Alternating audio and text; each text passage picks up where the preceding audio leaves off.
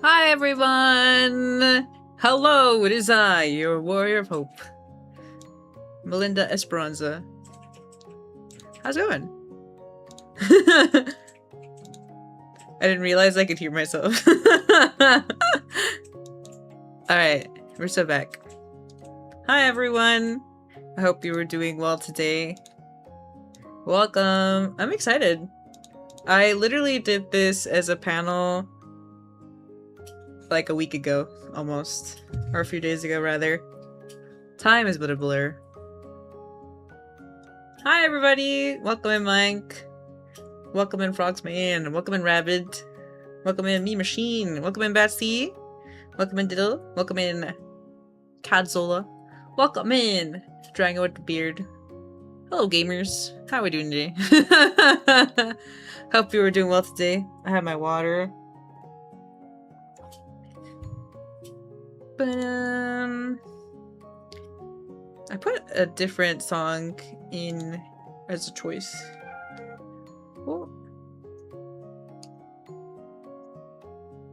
Oh, actually, give me one moment. Liz is calling, so let me just BRB really quick. I didn't expect her to call me. So let me BRB.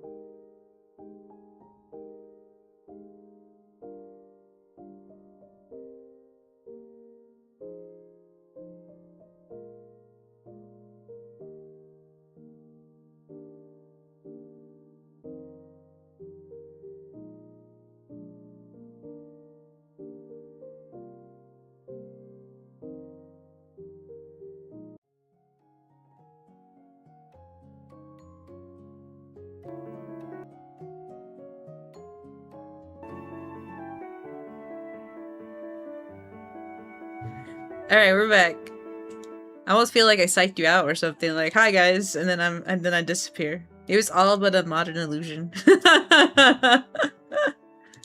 But we're back. I needed to take the call, because Liz, if you remember, I do discipleship with her, but her husband, is who we lifted in prayer a really long time ago. God worked so good during that time, because it was that time where I was like, Liz has to make the decision whether or not to pull, like, the plug on her husband. The doctors didn't really have a lot of, like, expectations for his afterlife. Or not, like, afterlife, but, like, you know, after the surgery and stuff. But God turned it all around, and he's doing great.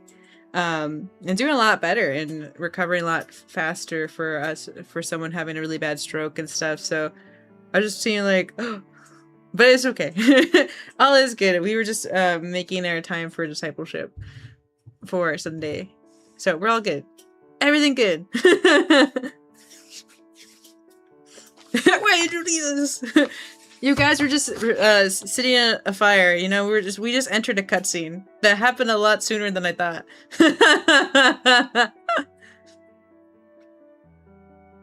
Yeah. Wow, now we can go back to streaks. Now I'm back to streaming. Isn't that crazy? How's life been? Life has been really good. I guess I'll touch on that before we jump into things. I've got all my voice acting stuff prepared, so that gives people time to think of some questions, or just fill out the Google form if you'd like to join the live auditions that we'll have on stream. You can also still sign up, even if you don't want to do it like live on stream. You can still sign up and we'll figure something out later on for people who are like, ah. Hi, Mr. Waffles. But life has been really good, so I was really busy because, you know, I traveled to Vice Estate. We drove all the way here. We got them moved in. We picked up some furniture, thankfully, that people were getting rid of in my apartment complex. And then we spent a whole week getting ready for the wedding at the church, and then seeing our guests in town. That was really nice. And then just spending time together with friends and families. It was really packed. Oh my gosh.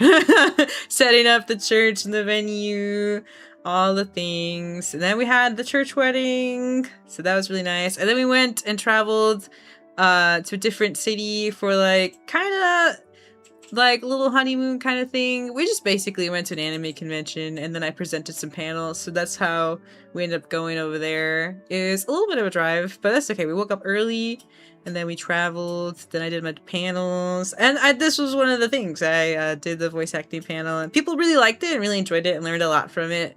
So the thing about streaming, though, is that we can take our time with part 1, and we can also take our time with part 2, because panels are only like an hour long.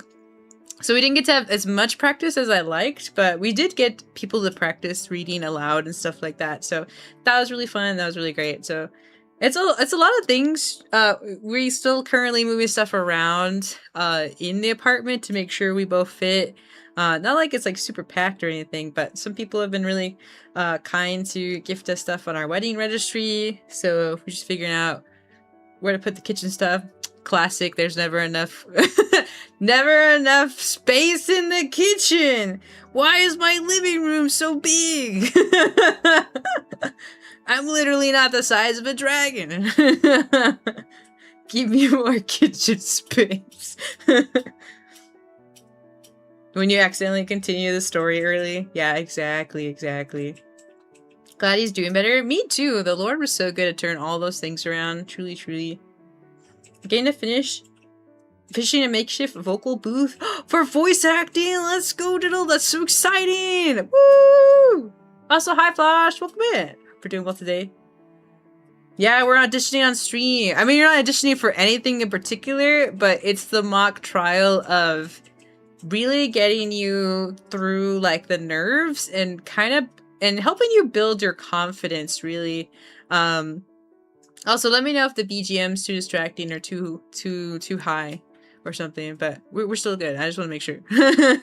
But yeah, it's a good practice. And funny enough, this panel idea was born because when I had gone to other anime conventions, especially like Anime Expo, I remember they had a form open and they were like, hey, if you want to like voice act, we're looking for, you know, people to cast in this anime that's upcoming, and they're looking for specific roles and stuff like that. And I was like, oh, that's cool. Thanks, Rabbit. Thank you. That's cool. And so I signed up. But the thing about anime conventions, I wish that they stopped doing is that they keep thinking that because they don't have a lot of entries, like the panel's gonna be really boring or not enough time. Like they do that with cosplay contests sometimes for smaller conventions of like, well, there's not enough entries, so they just like let whoever in. So that was kind of like messy of like the people who actually signed up, a lot of them didn't even get to go up to try. It was just a lot of random people that they like opened the form to and stuff like that. But the big thing in conclusion of why this panel was born was that people would audition in like voice acting panels. They would do that too, a little bit of that, and they would let you like read stuff, and then they would be like thanks, and then you would walk off stage, and then you wouldn't get called back, but you didn't know like what you needed to improve, what they liked about it, what they didn't like about it, what you could have worked on. So that was the point of this panel that we're gonna like kind of go over today too. Not even kind of, we are going. We're live right now.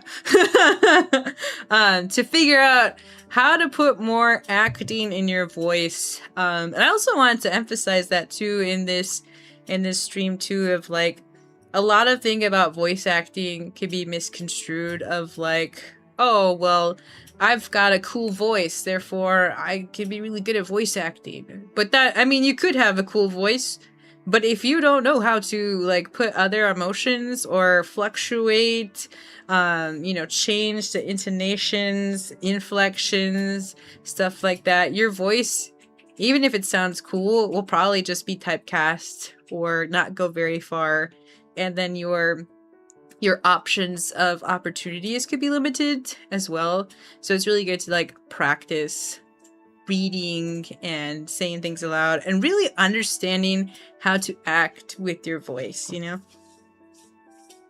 Y'all just save the stream then? I think I need to help build my VA work. Yeah, if you're watching or lurking and you're like, I can't be here for the whole thing, that's okay. You can find it obviously the Twitch VOD, also on YouTube as well. So let me put YouTube in the chat. My YouTubes. I have a YouTube button, but I kind of forgot if I labeled it YouTube. Classic me. If you want to save it for later. Ta-da. Nice. Okay, perfect. Thank you, Rabbit. I guess I did update it. Good job, past me.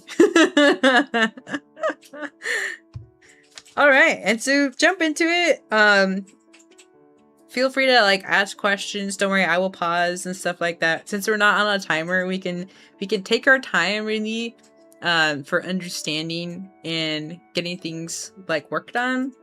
So like today we're just gonna review the importance of acting for voice acting. I feel like I was saying, a lot of people think it's just the voice. And yeah, your voice is needed. That's the point of voice acting. But you also need to act. If your voice ain't acting, the performance is going to suffer because you're not delivering what was written, you know? Like, you have to get better and practice at delivering the acting in your voice. And I think the biggest thing really is believability. You know, it's not mimicking voices, but being the character. It really is just that believability. Because all that you have is your voice. No one gets to see your body acting. No one gets to see you move around or anything like that. It's all your voice carrying the character. That's all you got. Yeah, you gotta have emotion and drive. Also passion, too. You gotta be someone who's willing to learn and to continue to practice. And just be passionate about bringing characters to life. If you get into the mindset or ego of like, I think I'm really good at this, I really like this, I want the intention to be on me, and we'll talk about that later, it makes you really selfish. And even if you do have a cool voice, if your choice is to make yourself stand out, you will make the story that you're in suffer. Because instead of a scene feeling like, wow, that made me really emotional, it felt like, wow, you said something that sounded so off script. Like, you said the line, but you delivered it in a way that just felt like, yeah, you've got a cool voice, but like, I feel like the message in the scene was lost. And you don't want to start trying to overshadow like the other people in, you know, like that you're working with, because you're creating a world. You are no longer the person that you walked in the booth as. You are this character. And obviously in this world, they're not going to try to like, I don't know, show each other off or up rather, kind of thing. So you got to make sure that your personal ambitions are aligned really well. That way you could also be someone that people prefer to work with, you know? It's one of those things where, you know, you already see in forums or online, stuff like that, of like certain companies, you know, have kind of said or pointed that they don't really like working with specific people. Like, sure, they could be good at their job, but if they're just like unprofessional, that really, you know, cuts your opportunities because people don't want to work with you. But if you're someone who's passionate, you love learning, truly acting just needs to be fun. It needs to feel fun for you. That's why practice is really good, because you'll move out of expectations of like, I need to sound like this, I need to be like this, I need to do this. You move out of those expectations and out of that box, and you just find that love of acting. And then you feel more natural using experiences or what you've learned before to put into your voice to act, versus I need to meet this kind of status quo or expectation that wasn't really there. You kind of put it on by yourself and then just break out of that and really get into playing around with different characters and different voices and stuff like that. That'll be really helpful. The industry needs people with passion, really. Not people like trying to seek money or recognition. That will really just shoot you in the foot.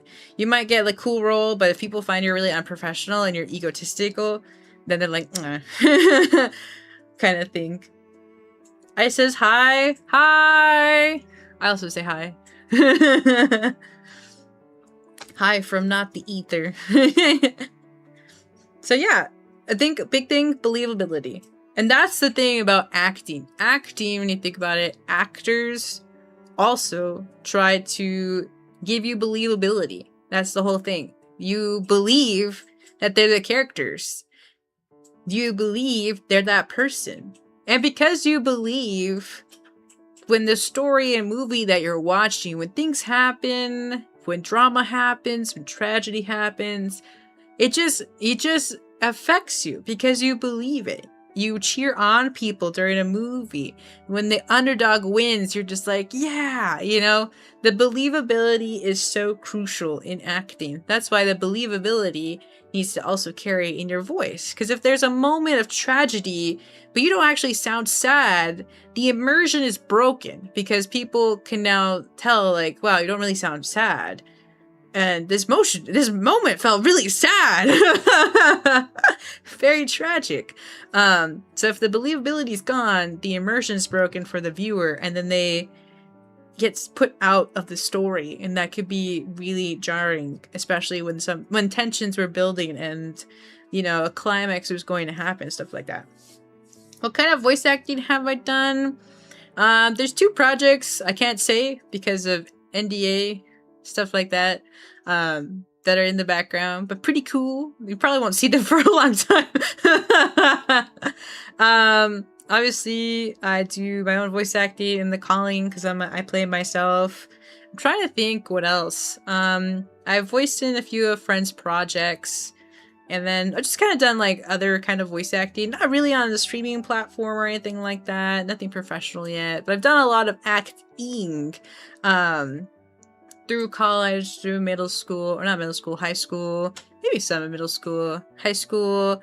And then I was just telling my friend yesterday, I also did a lot of acting as a kid. I would just act a lot of the shows that me and my brother would watch. And then he thought it was cool that I was just acting out the shows. So a lot of acting through my life. And then I really started doing voice acting a few years ago, and we'll get into it later of like how different ways to improve your voice acting, but I really started getting into it when I was like reading over Persona 5 an eternity ago, when I was playing that through, really learning like the different characters, who they are, and then just giving them voices that sounded pretty close to like what you would think they would sound like, kind of thing, like the vibe, the delivery. So that's the kind of voice acting I've done a lot of visual novels, a lot of reading aloud from books, reading over video game stuff, so a lot of that, and then a lot of acting. So I think that's been a really fun kind of journey, and acting really helps in the long run. Even like voice actors at like anime conventions and in general kind of it just encouraged people to get acting classes. It doesn't have to be anything fancy, like super like a lot of money out of your pocket kind of thing. There's a lot of resources and people on YouTube who are just either retired actors or they're part of like acting troupes in companies, or just people helping to look or trying to help rather other actors get better at acting, and then you can learn through that to also apply it to your voice, because you're also, as an actor, are still using your voice. But voice acting, you got to make sure that's really put into your voice, because actors, you can physically see that they're sad and stuff like that. So sometimes even if their voice doesn't hit just right, you can still see that their body language is still saying that they're grieving or they're happy or upset. But for voice acting, you really don't get to see that. It really has to match the character. I think that's the thing. There's already a physical body presenting the emotions, and your voice has to match and align with that physical acting, in a way, quote unquote physical acting, in the animation, in the gameplay, in the anime, stuff like that. And a big thing to touch on, because I've seen it down the pipeline too, of like trying to sound like anime. If you feel like that's been something that you've practiced or something that you've trying to mimic, then just crumble that thought and throw it away. Because the thing about sounding like anime is not good, because you're trying to sound like a fictional character, but when you're voice acting, your character doesn't know that they're fictional. Their character is real and alive in their world, and that's your job, is to bring them to life. You don't want to sound over exaggerated or fictional for a character that believes they're super real, you know? They're in a world, they exist, and then it's your job to bring them to life. That's the point of believability.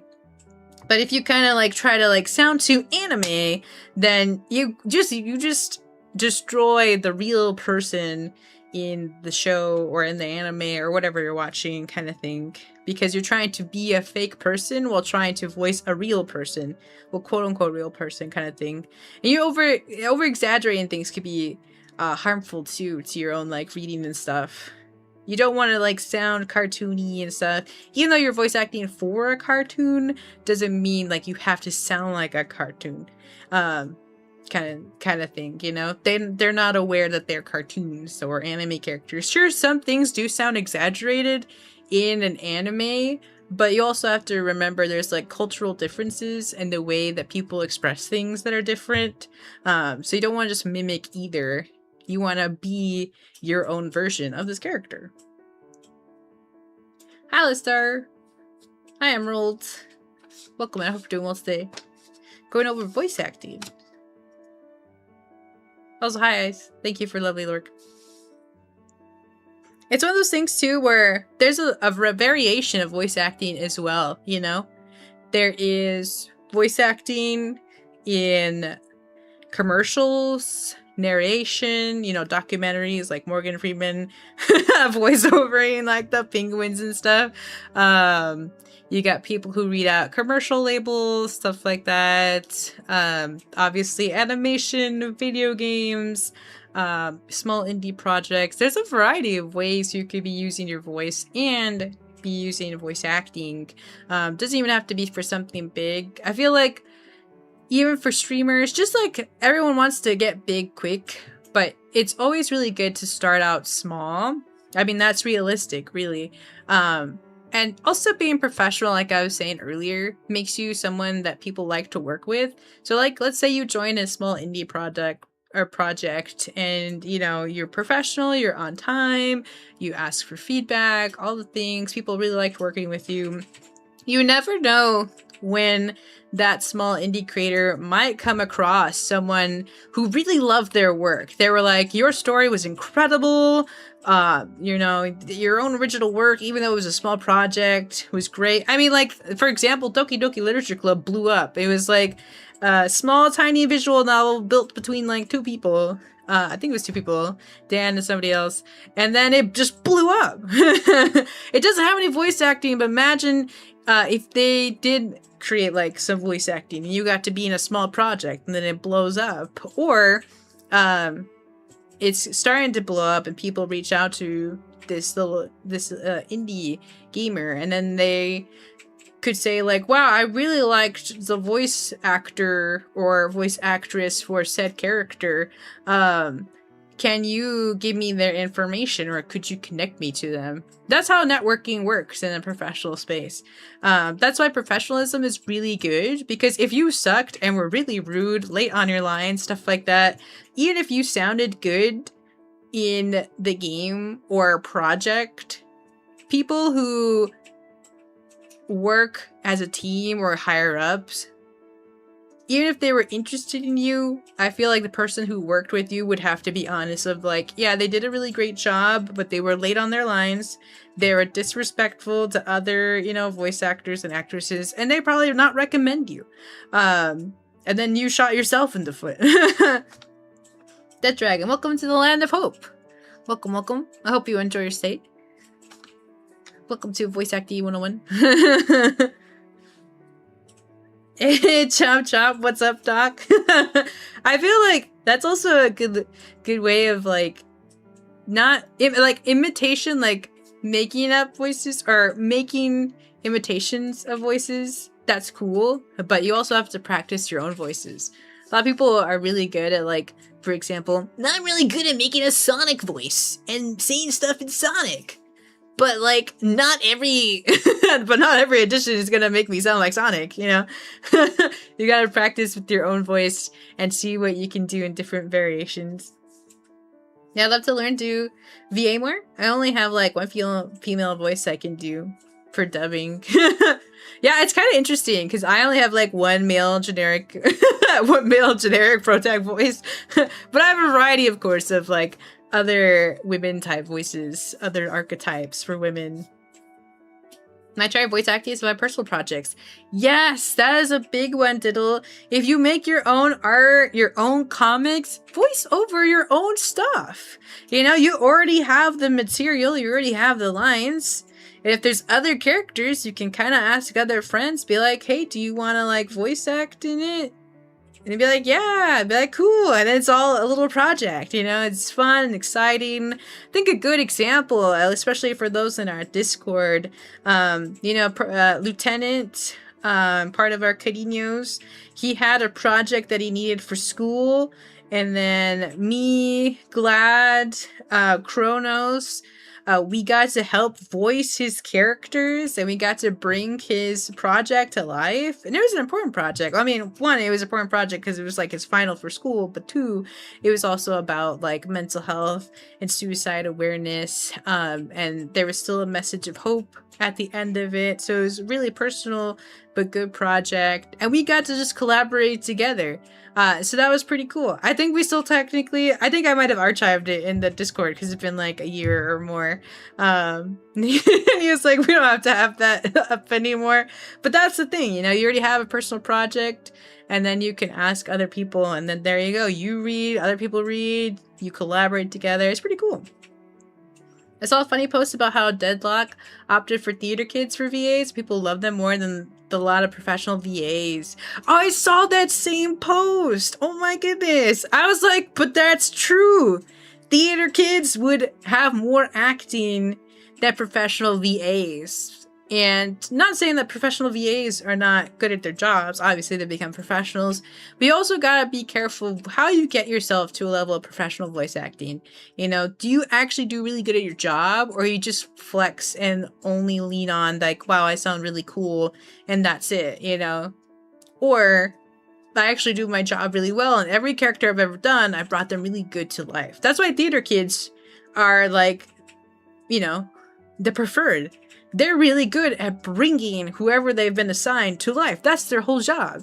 Voice actors, I feel like what's been lost sometimes is that they rely so much on their voice, but that's not all that there is. You have to also be other characters. You gotta work on acting in your voice. If you can't deliver in acting in your voice, you're going to kind of bring down a project, you know?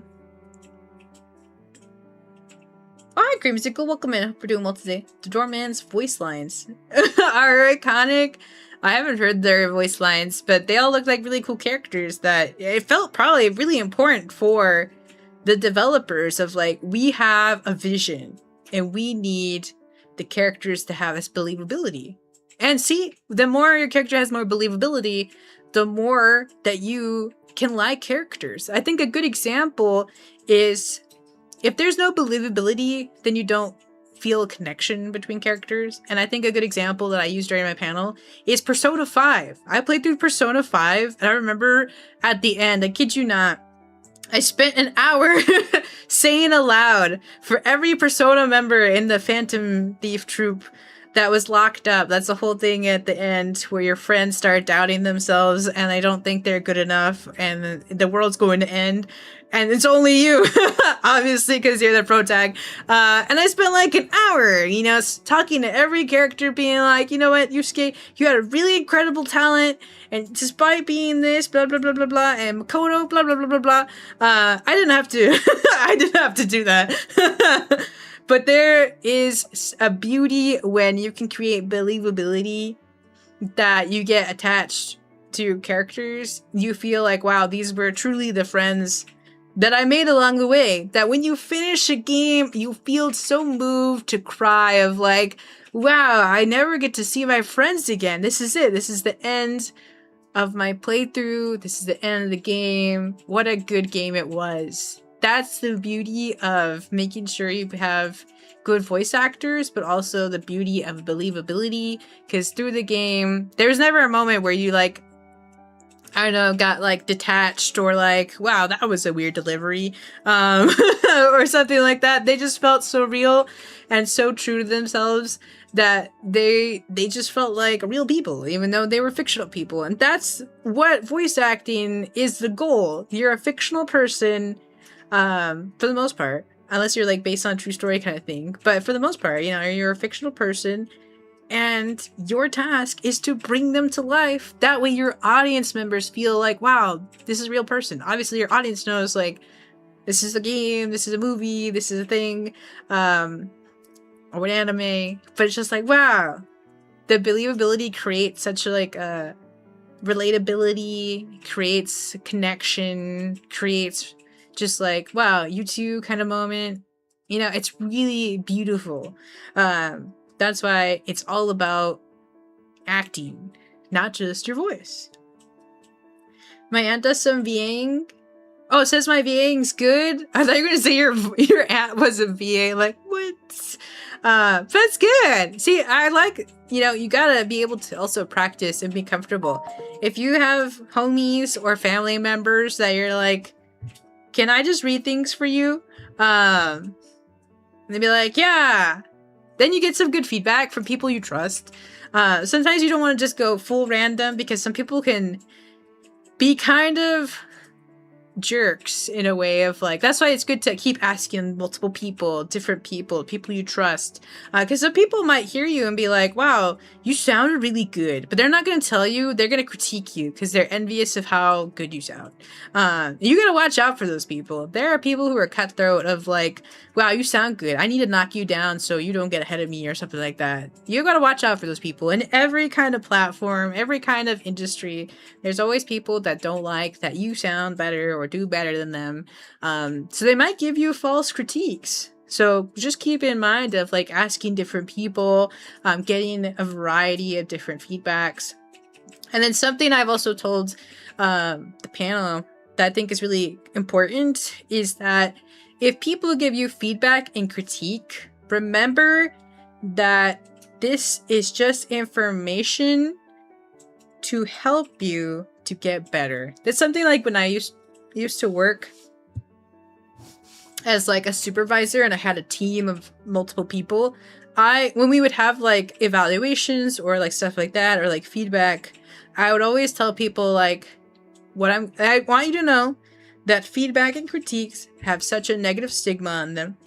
But I want you to know that this feedback that I'm going to give you is just things that, you know, I noticed that you're doing well in other areas, but my feedback, I want you to know, is I see that there's room to grow. I know you can do it, and that's why I'm telling you, because I want you to get to that point of that place that I'm trying to give you some encouragement and some feedback and constructive ways to get there, kind of thing.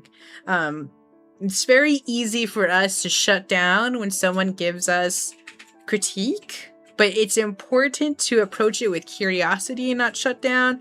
If someone says, I really like that delivery, but I feel like I couldn't tell the difference between, like, let's say you're reading for 2 characters and someone's like, I liked your reading, but I couldn't tell that you were 2 different characters. Even if you felt like I was 2 different characters, approach it with curiosity of like, what could I do better to make it distinct? Even ask those questions aloud. Just be like, okay, thanks for your feedback. What do you think I could have done to make the other one feel like a different voice? And then you get some more feedback and some more ideas of like, well, you know, I feel like the other characters seemed kind of menacing, maybe kind of making your voice kind of raspy, or like maybe kind of making it feel like, you know, truly there was some danger, you know, not 2 people talking to each other, but that there was some danger there, you know. And it's like, okay, well, I'll read this first character as like, oh, I'm normal, but then I get scared, and the second character can sound kind of creepy and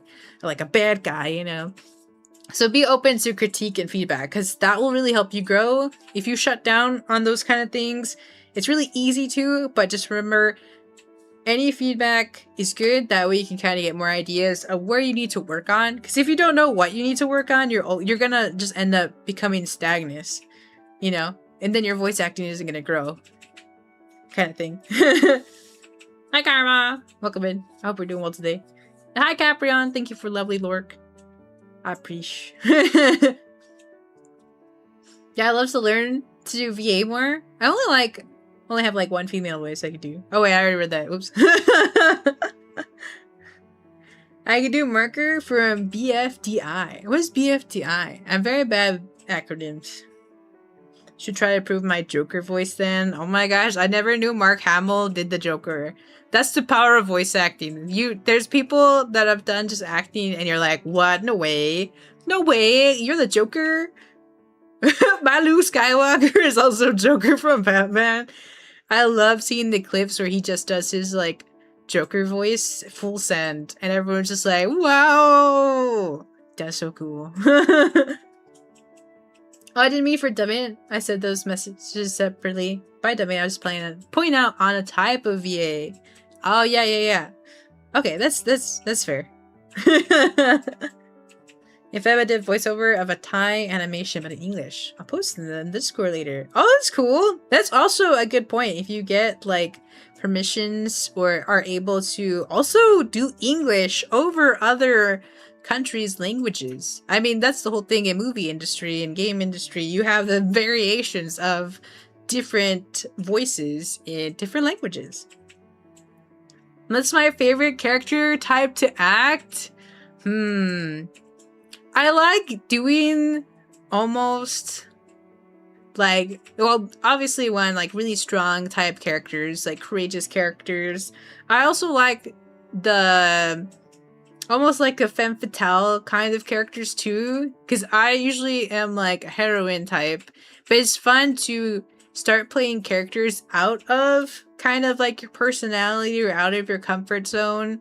That really helps you develop into opening other types of stuff or other types of characters. Because usually, like yourself, you kind of match the vibes of specific archetypes already. But if you start moving out into different archetypes or different types of characters, it can be really fun because you challenge yourself to different voices and having to like meet that kind of vibe. So I really like I like courageous characters, obviously, but I also like villainess type characters because they're fun. It gives me a lot to work with in my voice to just play around with, kind of thing. I think we also need more and better Western animation so people can express themselves in English with an original script and not a localized script. So true! I feel like this whole localization thing has gotten out of hand. I feel like there should have been like procedures for that, you know, make it a one-to-one, not someone's kind of like personal Wattpad, but that's just me. But I mean, some people already do that online on YouTube. They'll just grab clips and then they'll just like voice over it better. I don't remember the channel per se, but I remember there was a YouTube video where they took such badly dubbed anime clips and then they would dub it better. And I was like, oh, that's cool. I like that. And you could do that too. You could do that too.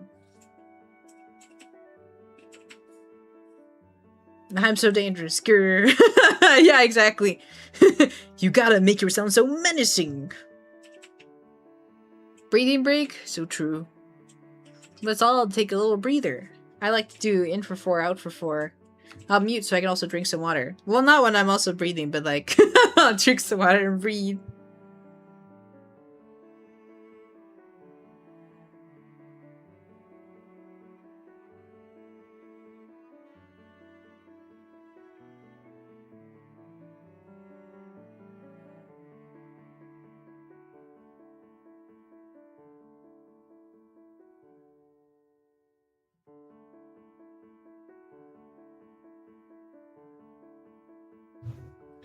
Alright, we're good. Yeah, and I'm not gonna try to breathe and drink water. I'm very whatever you think I need to work on, hit me with your best shot. Exactly. You always want to find opportunity to grow, because from your own perspective, you have only your own understanding about things. And there can be new ideas that you haven't even thought of like how to go about a character or how to go about something, you know? So it's really good to get feedback from people. That's a good way for you to grow and not only rely on yourself and your own understanding, you know? Also, hi Scarecrow, welcome in. Hope you're doing well today. Battle for Dream Island. Oh, it's a YouTube show started in 2010. It's where these anthropomorphic objects compete. Every episode they do is a contest, and the worst performing get up for elimination. The viewers vote for one character to leave, and whoever gets the most votes leaves. I've never knew this was a thing. Wow. The more you know. I also imagine situations where a character gives off two, like when they're reusing someone or taking over or something, and their voice. Oh, and they're the same voice but different personalities. Yeah, that's also a really good example of characters who do. What have I been watching where that was kind of the case? I think a new trope that's been happening is that the villainess characters are actually good characters, and the saintesses that get reincarnated are actually really evil because they're really stuck up. That's a good example of like characters doing two different voices because they have to be all cutesy, and then they're like, I hate that guy, you know? Of like, wow, thank you so much for helping me. I really appreciate your efforts. And then the NPC character is like, haha, no problem, you know? And then, like, when they turn away, the saintess is like, what's the new trope? Like, oh, I hated that guy. He was so annoying, but he was so helpful. It's two different voices for one character. But you're like the same person kind of thing. So that could be really a good duality for voices too, of like, oh, I'm a character who's two different egos, you know?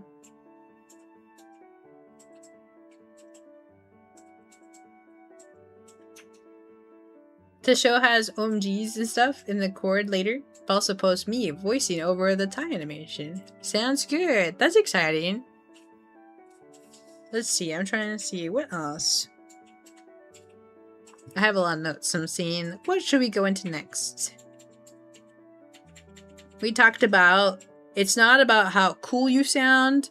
It's about how believable. Truly, truly, that will be what helps you the most as a voice actor. You gotta sound believable. We had an older gentleman in the panel. He sounded so believable. You know, you could tell he's got experience. Because he was like, "Hello, adventurer. Are you looking for wares? I have got plenty." And then he went to this whole, like, cutscene, you know? And then he wrapped up and everyone was like, yeah. And one guy from the audience, because he's, you know, looking in his direction, is like, "I know that was fake, but I really want to buy a shield from that guy." And that's the believability. Especially for characters that are painted for you to hate.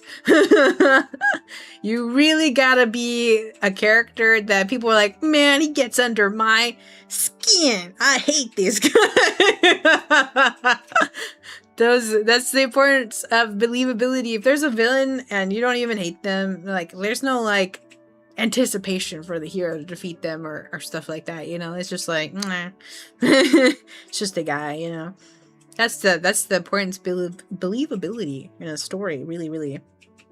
Oh, something also is when you also voice act, if a line, like if a character smiles, if a character gets angry, make sure your body follows in suit. You're not gonna, like, if it says character smiles and waves at so-and-so, and you don't, you say something, like you greet them, you gotta put a smile in there. You gotta put it in there. It's very easy just to read a line without letting your body follow. That's only relying on your voice to convey that you're smiling. But if you just smile while you say this line, then it makes it sound even better. You can hear the smile as the audience sees the smile on screen. That's really important because it also helps your performance of just doing what the character's already doing. Especially for, like, booths and stuff like that. Like, you can do, like, minor gestures that won't get picked up on the microphone. You know, stuff like that. Yeah, of course, Emerald. Thanks for hanging out. You take care out there. God bless you. Let's see. Yeah, so if you get angry, for your bros, you know? You gotta sound angry when you are reading that you're angry. Gotta furrow your brows. Well, you can't see that I furrowed my brows, but... you gotta go, "Arr." And when you smile and wave, "Hello, so-and-so." Gotta smile while you're waving. Well, not while you're waving, but you gotta smile when a character smiles when there's a cue for it. And then a big thing that I kind of thought about, I talked about earlier, is that you can be in your own expectations or your own box, but you gotta make sure that you don't hold over your head all the time that I need to sound like the vision that they're looking for, you know? You gotta remember that sometimes even directors, even people who made things, don't exactly know what they're looking for. They might have an idea, but if you deliver something that they didn't even think about, if you deliver something that didn't even cross their mind for the character, they'll really like that. They'll be like, "Wow, I see my character in you." It's not about you fitting exactly the 101 that they're looking for, but you becoming the believability that they're like, "You know what, I had an idea, but I see my idea in you in this audition." So kind of helping yourself not just be under this pressure of, like, I have to suit the version in this audition, like I have to be what they think. You just full send in what you create as a believability. That way, even if they have an idea, they see your idea in you, and that'll really help your audition. Because if everyone's trying to match, like, the same type of thing that they're all aiming for, you're gonna kind of sound the same across the board.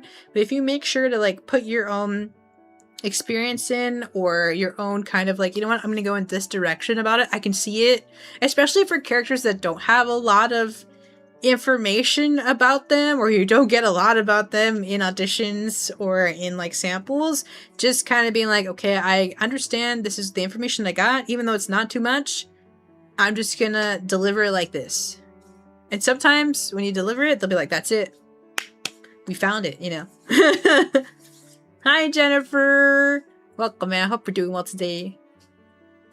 Thank you for the tips, Melinda. God bless. Of course. Thanks for hanging out. We'll have the rest of the VOD up, so you can always come back to it as well. But thanks for hanging out. God bless you too. Take care out there. A lot of people saw themselves in Jax from Digital Circus. The VA pulled a complex character like him really well.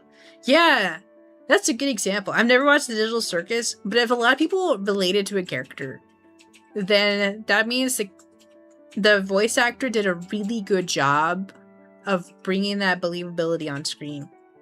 Because if a lot of people related, that means he did a really good job of making sure there wasn't a moment where it got detached, where the immersion was broken. He delivered like, I am this character and that's who I am. And a lot of people were like, you know what, I feel with this character. I relate so much to this character. I go through the same things as this character. And that's the beautiful part about being able to voice characters, because there's characters that people will relate to, but have beautiful stories of overcoming darkness and resilience and hard things, especially like the animes we watch, you know, that's the power of friendship, all these things helps build resilience that when you get attached to a character, you're like, wow, this character was like me, I can relate, but this character was able to overcome obstacles that I think I could never overcome. Maybe I can. If they can, I can, you know? Characters that you love or think of fondly, that inspire you, you know, the immersion and the believability was there.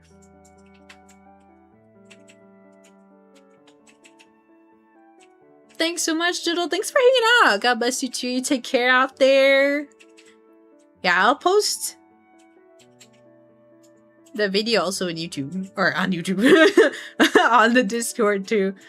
But true, it's also just on the YouTubes. You need to feel the power of friendship. You need to feel their struggle that they overcome. Yeah, exactly. I didn't get a chance to do it in the panel, but I'll do it at the auditions that we'll practice. Of like, I'm gonna put some music on for a climactic scene.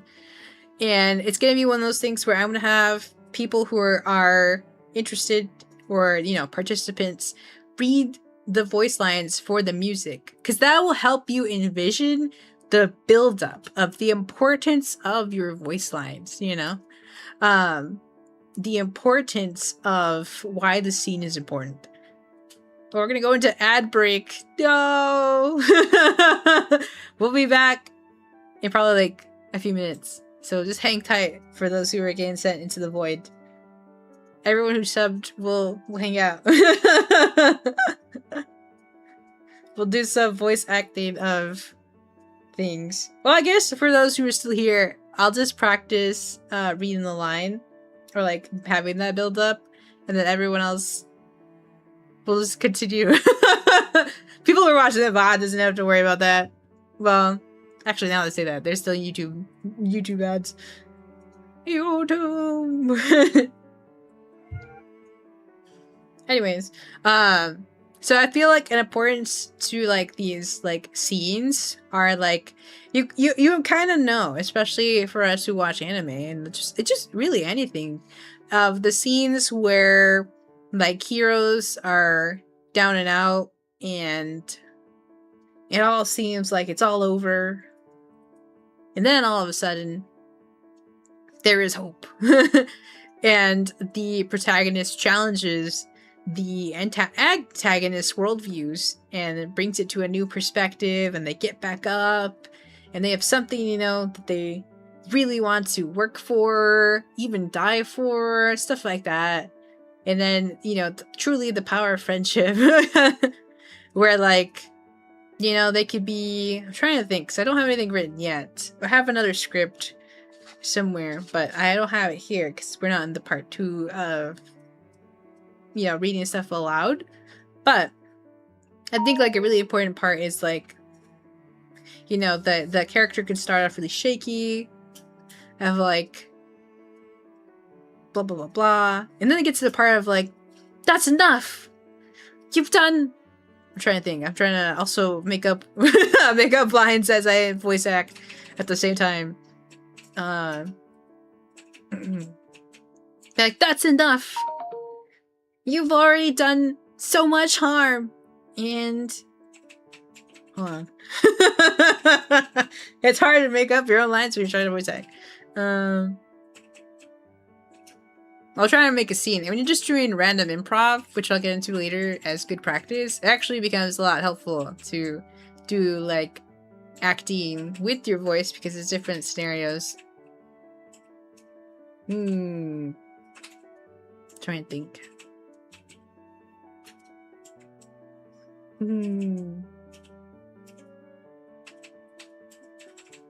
Big character be like, that's enough.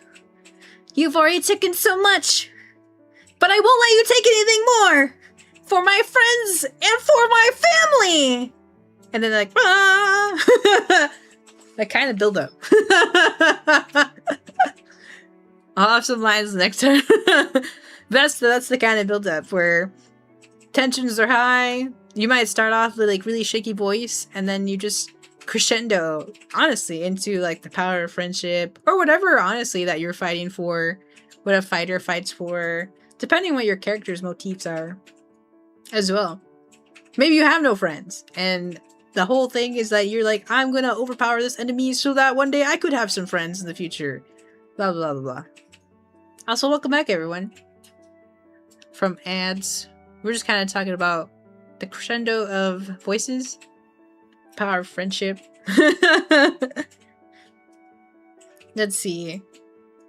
Oh, like I was saying, now that we're back, I was saying that improv is actually a really good way for you to get experience as interacting with another person. I think something that really helps with voice acting is imagining the other person's reaction, imagining the part that you receive and then you act towards, or what initiates your acting for your character. This is a good way to practice, to understand, to respond to another person in a variety of scenarios, but it helps keep you on your toes of like, how should I respond? How you can respond differently. Like, there can be different ways you can show anger. You know, there's like the silent C thing, or the disappointment kind of anger, or like the really like kind of like angry voice kind of thing. It helps teach you the exploring different emotions, and also just watching movies as well. It's like it's hard for an actor in a way of like, let's say you haven't gone through a lot of grief in your life, but the character you play has gone through so much and you can't really relate. Being able to watch other mediums that have characters that go through suffering, or even going through improv, if someone says something to you and you feel like, oh, this is the time to practice, of like being sad or grieved or something, then you could practice. Or holding on to emotion like you've never, you know, lost someone yet in your life, but man, oh man, did you break a bone? And in that moment, your body just like erupted in tears and in pain, and kind of figuring out like, how can I replicate that, but in this different sense? And how can I also convey emotions differently? Because I think that's a really important thing, is to broaden your knowledge about emotions and understanding about emotions. Because I feel like your character can be angry and you have your own idea of angry, but it's not the only way to display anger, or sadness, or happiness, or joyfulness, content. It's kind of like having a wall of emotions. There's big circles of just the main hubs, and then you got your sub circles, and circles that like connect with each other because they're similar and can easily change from like content to discontent, stuff like that. So kind of having that as a good awareness would be really really good and good practice, especially when you practice with somebody else. You can keep going back and forth. If we don't have anyone to go back and forth with, it does feel kind of awkward, because you have to like rely on your mind to like go back and forth, but that's also okay. There's also duet challenges now that are happening that people are like, voice act this with me. You're yellow and I'm blue. Kind of like the singing sing with me videos, but voice acting. So that could be a really good way too of you watching those videos, you say your part, and then whoever says, you know, in the video says their part. That's kind of also a good way to practice without having some people, but also not being alone per se. Like having some people in person. Also, D&D is a really good way to improve your voice acting because you're a character. An important thing about D&D that overlaps with voice acting is that when you're a character, especially in D&D, this happens a lot for people who newly join D&D, you rely a lot on yourself. Like, you make your character you, but you're an elf. You know, like, you're you, but an elf with magical powers. That's your character. Instead of you being meta-aware of that your character is not you. Your character is an entirely different person, an elf being with magical powers who has their own story, their own motifs, stuff like that. You can make characters similar to you if you're comfortable with that, but like a thing with voice acting in D&D, you are not your character. You can't be making decisions based on you. You gotta be making decisions based on the actual character. Like, what would your character in this world do? Not what would Melinda do. What would X character do? And that's the same with voice acting. You aren't that character. Well, your character isn't you, rather. That character is a whole different person. So how would this person react in this world? Or say or do things in this world that's not just based on, this is what I would do, but what would this character do, you know? So that's really important. We also talked about earlier already watching YouTube, voice acting, or just acting, basically. I think that's a really good one to just consume more of, just acting. How can you improve your acting, really? There was this channel called Acting Career Centers that I took some notes from. I thought that was really helpful, so that could be a good resource. And then, let's see. I already talked about that. Assuming not assuming all emotions are played out the same way, you know? We already talked about industry needs people with passion. And we already talked about expanding on emotions. Okay, yeah, this is where we are. I have a lot of notes. But since we're not in like a time crunch per se, I have my time to look at them all. Hi Sketchy, welcome in. I hope you're doing well today. Welcome, welcome. We're just about to talk about expanding on emotions. And what that means for your voice as well. Yeah, this is really important. And to practice your emotions is really important because the things about cold reading, auditions, practices is that you're not in a practice of reading things in a certain way.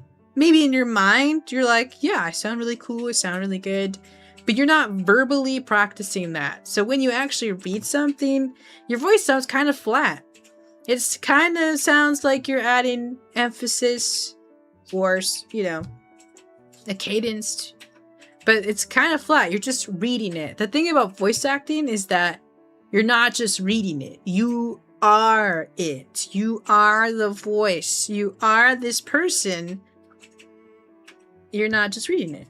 So you have to make sure that when you're reading, you gotta expand on the emotions.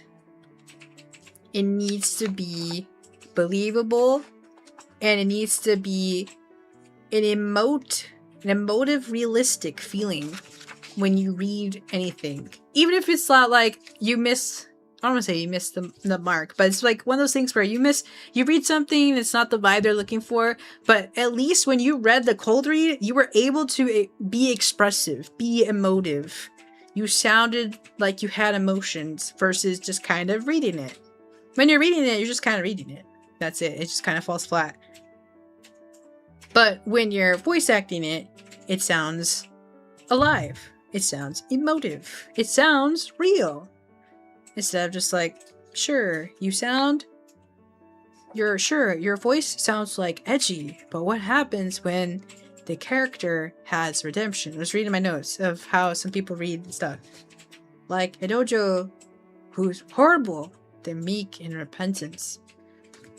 Blah, blah, blah, blah. See, if I read it like that, like I'm reading, but there's not a lot of motive or cadence or inflections or anything that's happening, you got to make sure to practice giving emotiveness to your voice, you know.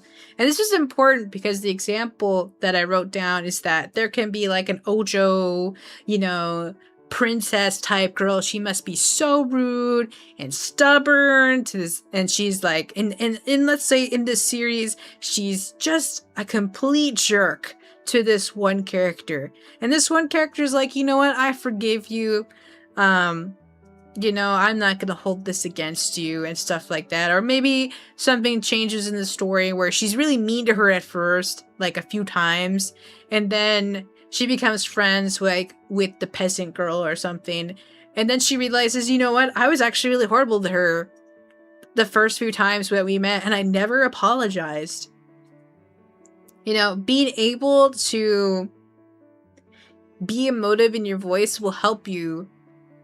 Because like I was saying at the beginning of the stream, if you have a voice that moves into an archetype and that's all you want to flex, that's not necessarily bad if you just want to be typecasted specifically. But like if you don't expand the horizons of your voice, you're not going to be able to do this. Like in the delivery, like for example, let's say you have a good Ojo voice. You're just really good at sounding like a villain or some high-class lady that's really rude. But there's this climax that's in the series that, you know, Ojo-sama, Queen Lady, apologizes to this peasant girl, you know. There's humility, there's regret, there's all of these things going on. You know, there wants maybe some closure. Your lines for that scene are gonna be sorrowful, regret, you know, there's gonna be regret. This is repentance, like it's a build-up. But if you don't know how to emote your voice in a different way, and you just still sound rude, that scene is gonna come off as like, wow, she doesn't actually mean she's sorry. It feels like she's just like being mean to her again. I mean, obviously the visuals for the scene make it seem like, oh, you know, she's trying to apologize. But if your voice can't get there, your delivery is gonna change the mood of the scene. Even though visually they can see that's not the intention, but your voice lines are gonna make it just seem different. And then people are gonna go online and talk about like that climactic scene just kind of fell apart because you couldn't emote for this kind of thing. You know, you gotta be aware that characters' voices aren't just voices. It's just their regular voice, but they also feel emotions, and there has to be that ability to be emotive in your own reading. That way, when characters have a change of heart or a change of character, you're able to really elaborate on that and really show like, wow, she was really repentive and she was really sorry. You know, she realizes they're really good friends now, and if only she wasn't a jerk, you know. And it's also one of those things where it's layered of like, she was only a jerk because she learned all these things, but this person forgave her because she's aware, like, you know, that's how you're taught in high society. Like, of course you were gonna be this way to me. You know, I've had worse, and you gave me less of the lesser evils and stuff like that. So really important moments can really hang on these types of things. So you want to like be able to practice, you know. Something to keep in mind is to flex your vocal cords to keep it in shape, because some roles will require more than just a personality or tone. Yeah, I was talking to someone at the end of my panel and they were like, how do I keep my voice good? You know, being able to have like that good self-care and etiquette for your vocal cords is really important. Like, I hate tea. But it's really good for you. So when I do like singing and stuff like that, I make sure I have hot water, and I found a tea that is kind of flavorless, but it's still tea that helps your throat. It's like, you know, it has some kind of taste. Not like something I'm opposed to. I just don't like tea. But hot water really helps your vocal cords. A while back, I learned that cold water actually, like, what's the word? Constricts your vocal cords. I was like, wow, that's wild. So it's actually, yeah, it's a good reminder, Sketchy, of like your vocal cords really, really important, because that's literally the tools for your job, you know?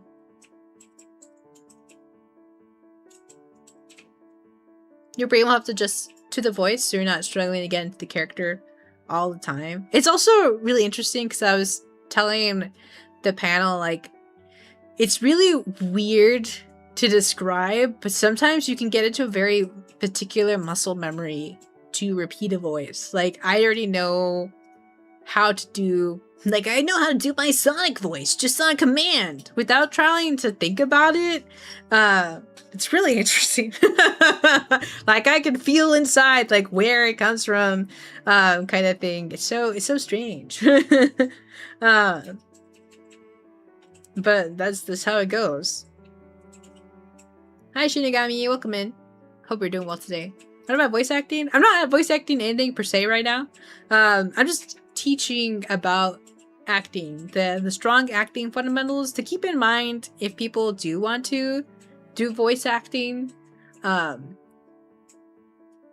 said at the beginning of the beginning of the stream of like what inspired this, but like really I feel like sometimes some people nowadays are just really missing the mark of voice acting because they're too obsessed or too focused on voice and they forget about the acting. Like, they sound cool, and when they read things, they sound cool. But like, if you don't know how to work your voice, and you don't know how to act, your voice is just gonna fall flat, and then your opportunities are gonna like shrink. So we're just talking about all that kind of stuff today. Hi, 0 Days. Thank you for lovely lurk. Melinda, where would I put the Thai voiceover? Oh, you would put it in the Cariños content promo. Like, Rabbit just posted that. If anyone else here wants to share like any VA work or anything they're working on, you can put it in the Cariños content promo. Doing theater camera work can help with getting better acting. Yeah, we were just talking earlier about, before you got in here, about theater. How like, one of the games went with theater kids versus professional voice actors. Stuff like that. Because acting really is the delivery of believability. If your audience can't believe that you're this character, oh, thank you, Rabbit. Yeah, Deadlock. Then it all just falls apart. And some voice actors, yeah, they're professional, but sometimes their track record is they only ever voice the same type of character because their voice is stuck in an archetype of I can only voice these type of characters. Not in a bad way. Some people prefer to be certain specific types of voice actors, and I'm not like pointing at anybody. I don't know enough professional voice actors or anything like that to do that. But you know, on the flip side, there's characters that, like, you look up their voice actor or voice actress, and they're like, whoa, these are two completely different people that I never thought came from the same voice. So there's that, too, you know? If you keep building your skills and keep practicing, you can start moving into different roles versus staying in the same kind of, like, trope or archetype. Which isn't necessarily bad, but if you wanted to broaden your horizons, you know, it's an important thing to keep in mind. Some voice actors have to start somewhere, and I've done some theater and camera work in the past. I've been meaning to get into more voice acting myself. Oh, that's exciting. It's always good just to start small, you know, because one, it's realistic, 2, it's not overwhelming. 3, it's at your own pace. And then 4, if it starts going somewhere, that's good. I feel like a lot of dreams and a lot of jobs and stuff like that, people are just like, I want to just blow up now, you know? And sometimes that does happen. People go viral and stuff, but like that's a lot of pressure of now you have to meet everyone's expectations kind of thing, and everyone expects you to do really good. That you don't really have a lot of room of like trying things out, practice, trial and error. And then the facade of your blow up can just start dwindling down afterwards. So it's good to just kind of like start small and then keep growing from there, you know? Voice directing would be interesting because you can guide those into finding the voice and help actors hone in on it while acting at the same time. Yeah, that's going to be the part 2 of this. So if anyone, I have it pinned for those who might have just joined or lurking. If you actually want to participate, I'm kind of going to do your voice director, but also your acting, you know, like the director of an acting kind of troupe, kind of help you get into a practice of 1, reading cold lines, 2, building your confidence, 3, figuring out what you can practice. That was the whole point of why I kind of made this stream, or particularly this panel idea of 1, to teach the importance of acting, because that's been falling out for people. But another point is to just really get into a better mindset about it, better confidence, and just trying out. For stream, it's a little different because we are just at the comfort of a computer. So like even when I do have live guests, like no one's gonna be actually like in front of anybody. Like you will be in front of an audience, but like not in person. So it makes it a little bit more comfortable. The people who did the practice in my panel, like I could tell one guy's hand was shaking, like he was nervous. And the panel wasn't even like that many people. It was a small room, because it was a Friday. Like conventions are usually smaller, packed during a Friday. But he was like shaking, but he was still reading. And that's the really important part that I really want to hone on part 2, and just in general for anyone who wants to do voice acting. Getting used to just the stage fright and overcoming that stage fright, you know, it's a lot, because all of a sudden when you get up there, you're like, what if I fumble? What if I fail? All of these things. But remember that you, especially if you're just starting, you're gonna sound bad. You're gonna realize, like, I sound really terrible. But you don't want to stop there and just forfeit your dreams and goals. You want to keep growing. You understand, I am new. I don't have a lot of practice. I might sound really bad. But you have to get in the practice of being okay with that. Not feeling this pressure of like, I should have just sounded perfect or so good the first go. Or like, I felt like it was really good, but actually it was really bad. Just getting comfortable with being okay, because you will. W-I-L-L. Capital. Underline. You will get better after practicing. If you count yourself out before you even like get ahead, you know, you just kind of stopped yourself from your growth, from your progress. You got to just be okay with knowing, okay, I suck. That's okay, because you're just getting into the swing of things. You haven't had a lot of practice. You just gotta keep going.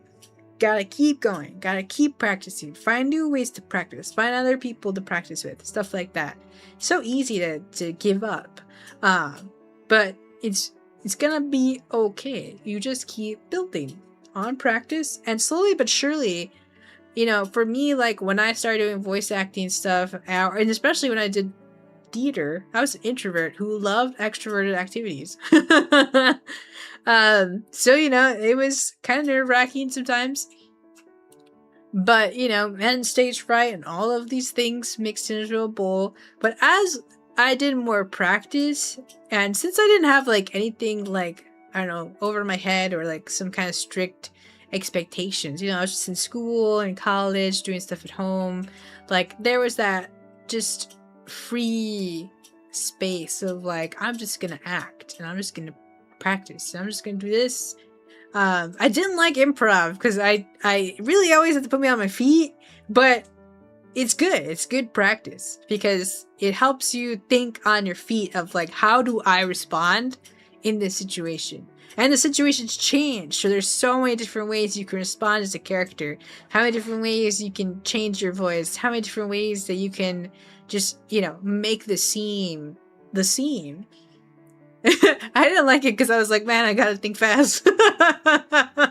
But thinking fast can start being a skill that will be so helpful later on in life, but also like in voice acting. The thing about voice acting is not that you only have to put on voice, but act in that voice. Yeah, exactly. That's what we're talking about at the beginning of the stream. For those who missed it, it was all about, it's not about your voice. I mean, your voice is obviously your tool, but if you can't act, then your voice can only get so far. It's all about believability. Like we were talking about, like our example that we used earlier was Persona 5. I love Persona 5. All the characters felt so believable by the end of the game.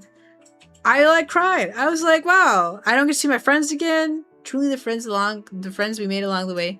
All of these things. You just kind of felt like happy that we saved the world, but you also feel sad because you have to say goodbye. If there is no believability in the acting that everyone played a part in, I wouldn't have felt that way. You know, I would feel like, wow, good game. That's it. No attachment. No kind of like, wow. And it was like, okay, cool. That was nice. It was okay. The believability that voice acting brings really helps bring like a craft and a love to certain industries, or not industries, but like certain types of like games, franchises. Why we love them, you know? They could have everything great, but if voice acting kind of falls apart in the stories, then the story is gonna fall apart. Even if it's painted so beautifully, the graphics, the animation, everything's so great. If the voice acting sucks, then the whole thing is going to crumble. Which feels like a lot of pressure for voice actors, but like if you're serious about voice acting, you'll grow in actually learning to act. That way you are believable, because that's the whole thing that actors do. They grow to be believable, to act. And you have to also grow to make sure, like, when you voice act, is it believable? Am I these characters? Yeah, I am. Also, hi, Father Me. Welcome in. Welcome. Hope you're doing well today. What have I missed? An hour. An hour's worth of advice tips for voice acting. But that's okay. I mean, obviously, it's just gonna be on YouTube and on Twitch as VOD. So if voice acting is a route you ever want to go to, or if you know somebody who is interested in voice acting, you can always just share this video or go back to this video. Like, I like Greg Sipes, voice of Kevin Levin in Ben 10. Whoa! Alien Force. And Bella Ramsey, voice of Ellie in The Last of Us. Oh, Ashley Johnson's, not Belle. Okay. So Ashley Johnson's voice of Ellie in The Last of Us. You know, they had the same voice for most projects. Whoa! See, even for like, I've never played The Last of Us, but I remember when that game finished, for a lot of people, they were like, wow, that was so sad. Like, oh, it was so good of an ending. All of these things. You're like, ah! Especially like, those are like games that have such emotional endings, or even like emotional moments. Voice acting, the acting is really important for your voice. Like if a character starts crying, it's like those moments you're watching a movie and the music change, or maybe there's no more music. That's when, you know, things get really serious. No more music. And the character's voice softens and they're holding another character that's dying. You know, and then they start crying and saying stuff, and then you start crying. You're like, no, we worked so hard just for a character, other character to die. What? You know, you just throw hands, all kinds of stuff. That's just the beauty of voice acting. Just that momentum gets to build, and you really put the scene together. That's why it's important to not just focus on your voice, but focus on the acting. Because technically, well, not technically, but like your voice is literally supposed to be like molded with said character. So it feels like that's why they're so alive, you know? It's not you voicing a character, that's just their voice in this world, and you match it up. And then it all comes together. So beautiful. True to that, if my favorite game, God of War Ragnarok, didn't have good voice acting, I wouldn't have played it at all, since the story would have been made lesser by the terrible voice acting, right? There's some games that people just drop. They're like, I waited for this, but the voice acting, I cannot. Some people change languages because they're like, you know what? I hate this voice acting. I feel like it just breaks the immersion. I'm gonna jump to a different language. And some people did. A good example that happened that was a bad example was Resident Evil 4 Remake. Oh boy. When I left and right about the voice acting, Ada's voice acting, even when we played it, I was like, yikes. Because I forgot her line. So I was like, I forgot what she even says, you know, blah, blah, blah. And then we played RE4 Remake, and then I was like, ooh.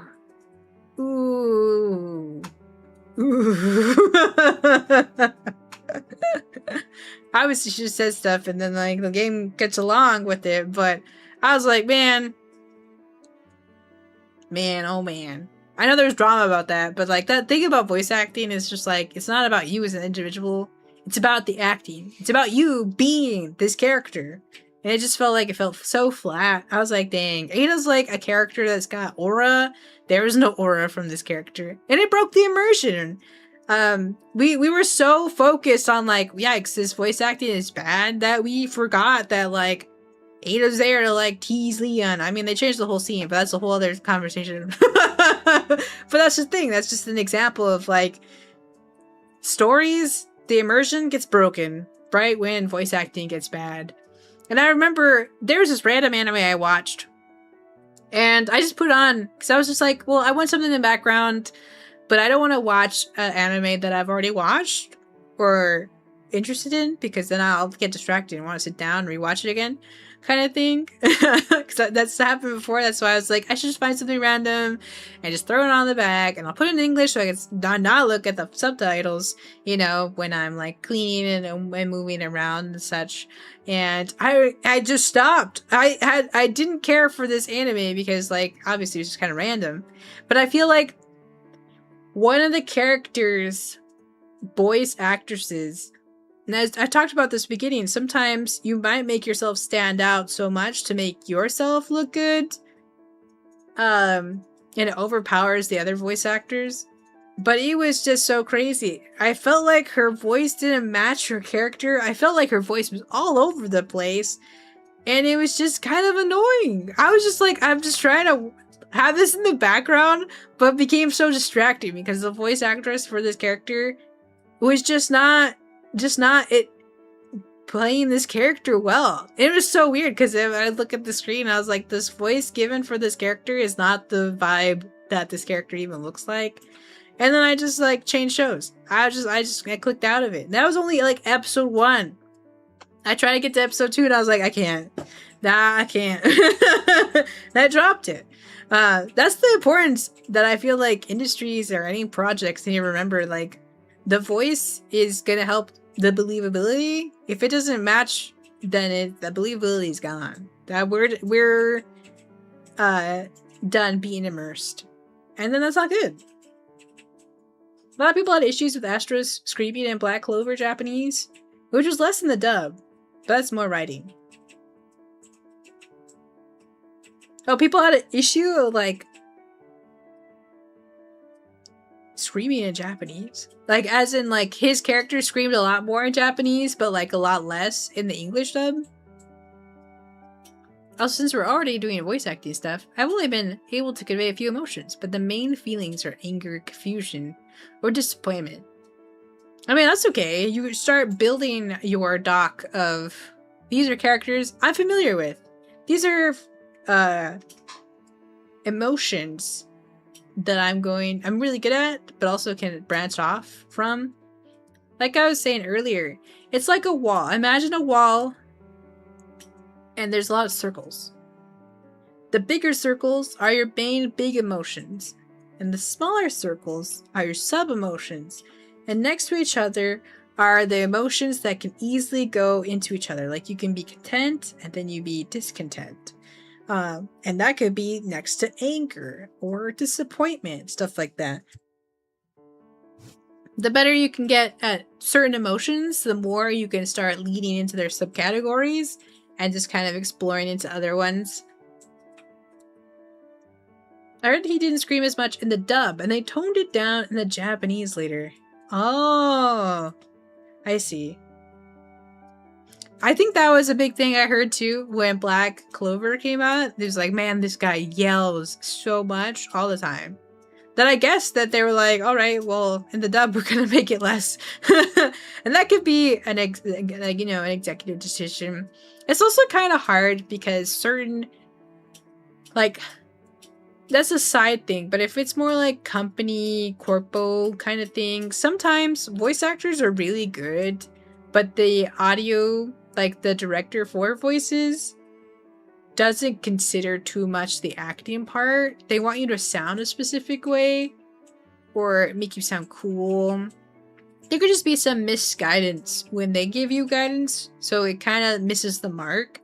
And it kind of sucks for voice actors because it's like one of those things where they're really good at their job and they're really good at acting, but if they're told to do a specific kind of way, even if they see that that's not the vibe the character is, you know, it's still like their job to still perform it in a certain way, even if it doesn't match the expectations, which can be a bummer. That's happened in a few animes where the voice was good, but also just didn't match the vibe. And it's like, why does this character sound this way? Versus how they used to sound before, or even, you know, it's hard also when you have the Japanese that comes out first, and that seems more, you know, more to the material versus not to the material. And that can be hard. If you ever get into that situation, don't hold it over yourself. You know, you were cast, you were hired, and sometimes that's the direction that it goes. Then you just deliver your best that you can for it.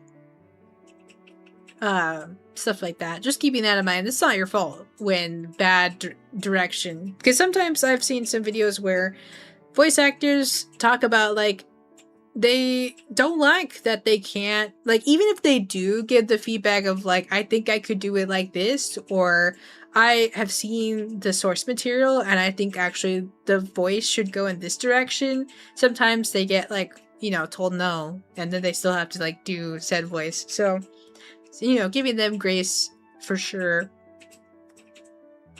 TBH, I told someone to do a scream for any character. I would not be able to do it. I'm a pretty quiet person already, so I wouldn't be able to do screaming, like, at all. And that's okay. I mean, practicing a variation of different emotions is important, but if there's certain characters you would not want to be casted for, then not having those skill sets is not inherently a bad thing, you know? Like, if you don't want to be, like, a screaming character like Bakugo or, like, the guys from Bleach, you know? Then you don't want to be those type of characters. You wouldn't probably apply to be those characters in the first place. You could, if you wanted to go a different direction of, like, yeah, maybe I'll speak up, but I won't, like, scream, you know? That kind of thing to keep in mind. That's why reading's really good, to help you explore different characters, different archetypes. But if there's specific ones that you're like, yeah, I'd rather not read these characters. That's okay, because other people will want to be those characters and would love to scream. That's really hard for your voice, but, like, that's where vocal cord taking care of it would be really good. TBH. Oh, the thing I find strange about dubs is that anything being translated English has to go through changes that either alters the characters or context of a scene or lore. I understand why they do it, but it makes you wonder what could have been okay to keep without getting lost in translation. It's also kind of hard because I feel like weird stuff has just mixed in with decisions that go into, like, translating English text or just, like, translate over to English audiences.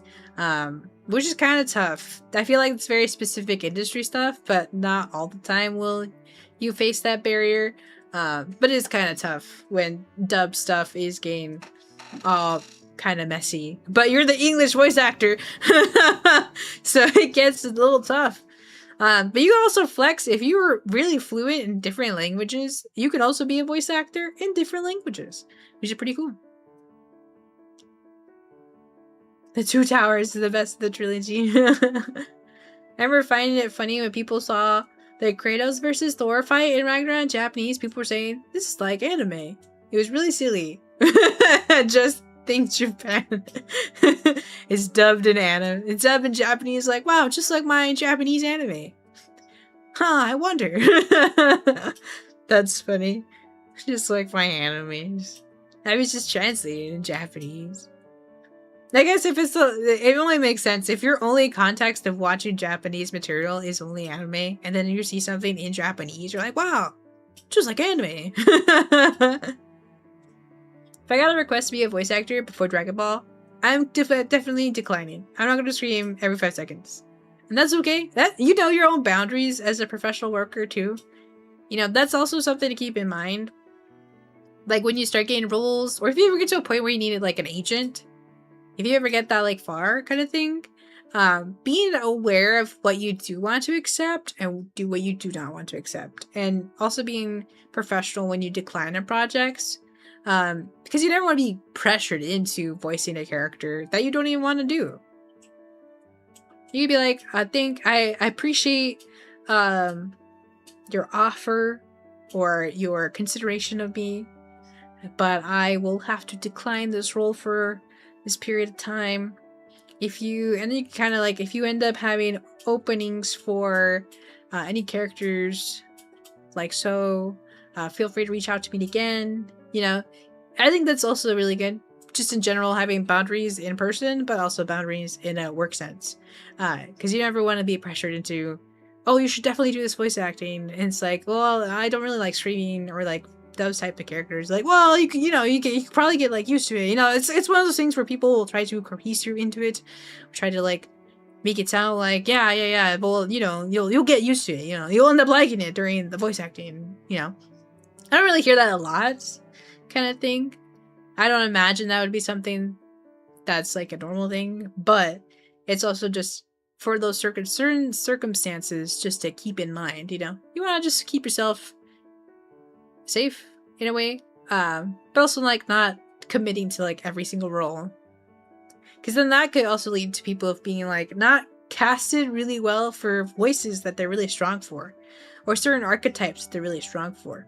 You know, it's not like you become a jack of all trades. Some people get really good at like doing acting for different types of characters, but like doesn't mean you have to like, your resolve is that you have to be every single person that exists kind of thing. Just, you know, getting used to the voices that you like, the personalities that you like to do, and then going from there. Do you think this is where they keep do you think this is where they keep the anime? That's crazy. Also, welcome in Robot Galaxy. Welcome in. Hope you're doing well today. Keep my vocal cords intact. Got it. Yeah, because there's a lot of care for characters who actually scream. I remember Ishiko Kurosaki's voice actor was talking about like every time he screamed, like right after, it's like it's tea with honey, you know, you gotta start doing that, and that they would save those intense lines for last. Like that would be the last on your list for a recording session. And that's also good advice if you do your own projects. Don't start with something that's gonna fry your vocal cords or take so much like mana HP from your vocal cords. You want to do your soft-spoken lines, other types of lines, and then if you do have characters that shout, you leave that towards the end. That way, your voice has already finished everything else. You don't have to worry about like, oh no, my voice is fried. You finish your strong lines, and then you do some tea and honey. That's a really big one, to a point where voice actors have a very specific brand that they all buy, which is really funny. But you know, that's how it goes. Kind of thing. So yeah, keep your vocal cords intact. Literally, how do you voice act if you don't have your vocal cords?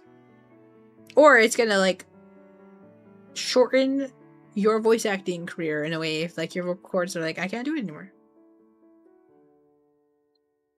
Didn't Goku's English voice actor start bleeding in the mouth when he did the scream for the Super Saiyan 3 transformation scream? I have not heard nor read that. I'm not really a DBZ fan. But if any other DBZ fans are lurking, you can let us know if that really happened. That's crazy. I mean, I can see that because if your voice is strained and you're pushing, it's kind of like when you cough. Like when you have a dry cough and you cough and cough and cough and cough and then you just cough more. And sometimes people just cough out blood. You're not like internally bleeding, but like you just pushed yourself to a point that it's like,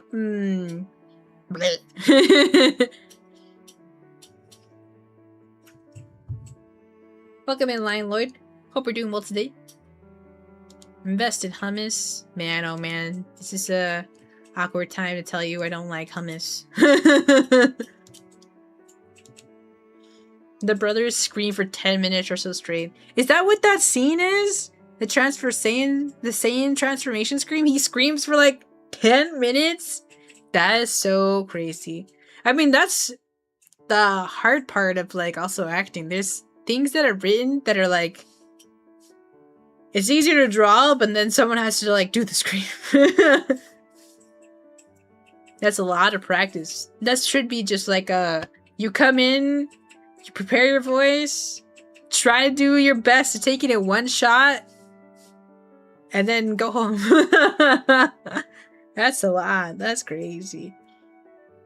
I imagine everyone starts panicking or freaking out like, oh my gosh, our voice actor's bleeding. Get this man a paramedic. That's wild. But that's also like how far people go to like deliver on, you know, their acting. Some actors, even like in just movie stuff, go the extra mile. Even voice actors do the same.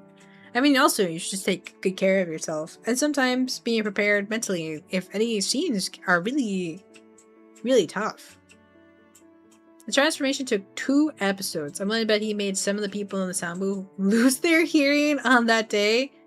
That's actually a really interesting thought. Because people do have to listen to you while you're voice acting, of course, in the booth, to just be like, yeah, that was good, or no, can you do that again? But like just hearing hearing characters scream, I never really thought about it. Like someone just listening to you scream and be like, yeah, it was great. Or like, can you do that again? But with more sadness. Imagine, that's wild.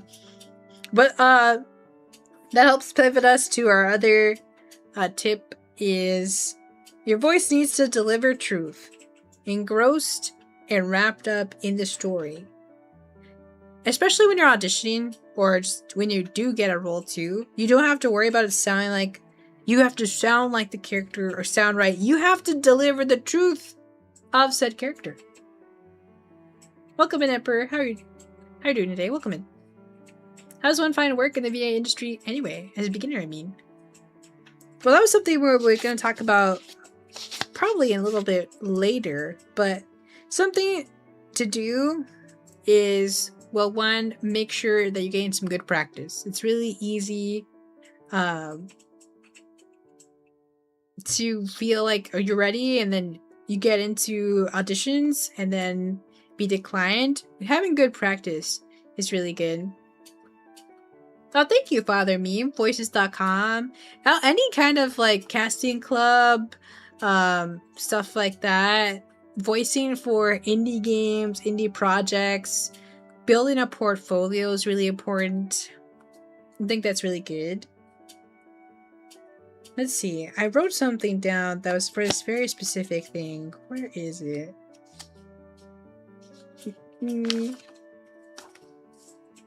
Oh, there we go. An important thing to find work is, you know, like there's a lot of like, here's my reel and stuff like that. When you market yourself as a person, not someone like, I can do anime voices and I can do like these type of things, you know, blah, blah, blah, blah. You market yourself like, I'm a person who can bring believability, and these are the best characterizations and roles I can provide and do.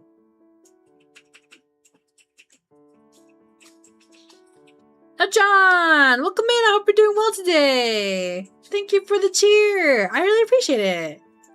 Long time no see. That's true, it has been a hot second. But a lot of good blessings in the meantime. And about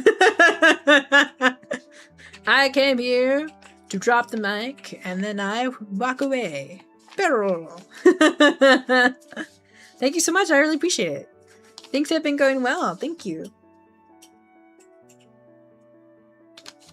Blue Kirby, thank you for the follow. Welcome to Land of Chris Minto. We strive and grow. I hope you enjoy your stay. Welcome, welcome. Today we're talking about, especially for those lurking or just joining us, I've already talked a lot about the fundamentals of acting for your voice.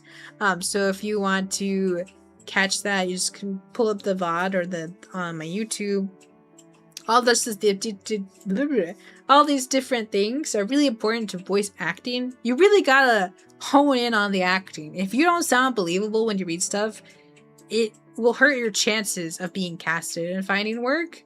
Because when you read things, you need to be that character. When you audition, you gotta bring confidence that even if you feel like you don't feel like you sound like what they're expecting, you can deliver them a new idea. They're like, you know what? I had an idea, but I see my idea. I hear my idea through you. You know, that'll really help you in the long run too. So folks will say that voice acting is like singing. Singing might come naturally those who do to those who do act in a different voice. Oh, that's interesting. I feel like they do have a good correlation, because singing you also have to change intonation, especially if you're singing like a very sad song or a beat. You also have to take care of your vocal cords. That was it, Duke Nukem voice line. I'm just seeing over here. Yeah, it's really important. Let's see. Something else too is understanding the things not written in the script, like breathing. Characters go blah blah blah blah blah blah. I mean, when you're seeing a visual of your character, it's easier to see where they're breathing. But also you gotta remember, like, these people are real people in their worlds. They will speak normally. They will breathe in points that they need to breathe. Don't just like full send a sentence and be like, and then you didn't breathe anywhere. That was something I noticed when we did some IRL auditions, that people were sending it without breathing at certain points. And you gotta make sure, like, when you're saying things, like, is this how a person would sound like normally? I mean, obviously there's certain places where, sure, you gotta maybe read faster or stuff like that, or maybe it does sound over exaggerated, but obviously you do have to take some pauses. Your character might be thinking. You gotta make sure you pause for a moment to think of for this moment. You gotta like sigh if you're frustrated. Stuff like that. You gotta breathe. Breathing is overrated. You say that now, you're like, ah. Guess that means I'm a terrible voice actor, because when I sing I sound like a Timu Kratos. I mean, you just always gotta hone your skills, you know? If you feel like you're like, I'm not there yet, it's all about practice, honestly. You gotta learn to love learning, but also make sure your acting's fun. That's how it'll keep you seeking opportunities and seeking acting. If it feels too tedious or overwhelming, it's just gonna fall apart. And then, let's see, we're towards the end of the tips of today. We already talked about, but for those who, especially since Emperor asked about work, you know, be sure to be reliable, be someone people want to work with. You know, be ready when the opportunity strikes. Have a business card on you. Even if you don't have a lot going on or you don't have a big resume, just having a few business cards or some way somebody can contact you would be really helpful. You don't have to spend a lot of money. You could just have like a few.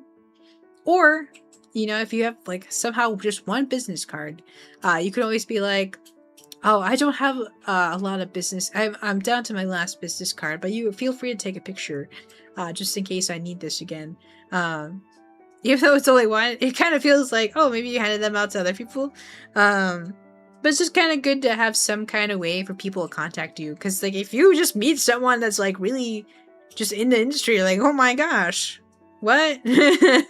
Then you want to be prepared. Have a professional email. Don't have, like, vampire lover 135 at gmail.com as your as like your way of contact. You want to have like so and so name at gmail.com or at Yahoo or by mail. You know, you want to have a professional, you know, email. You want to make sure that you have a way to check your inbox and stuff like that. Have a website, but make sure that your website looks like it's easy to find all your information of like past roles, what characters that you can do. I heard adding the photos really helpful. That way they can see like your actual real person. Stuff like that. If you're a VTuber trying to do voice acting, you can still make your page under your voice or VTuber name or any other kind of aliases. And then when you just like do an actual project, you usually just sign your real name in an NDA and stuff like that. You don't really sign like your fake alias name because it's, you know, they're business contracts. But some people don't want to give out their real name, so that's totally fine to have an alias as a voice actor and then but just sign all the legal documents with like your real name.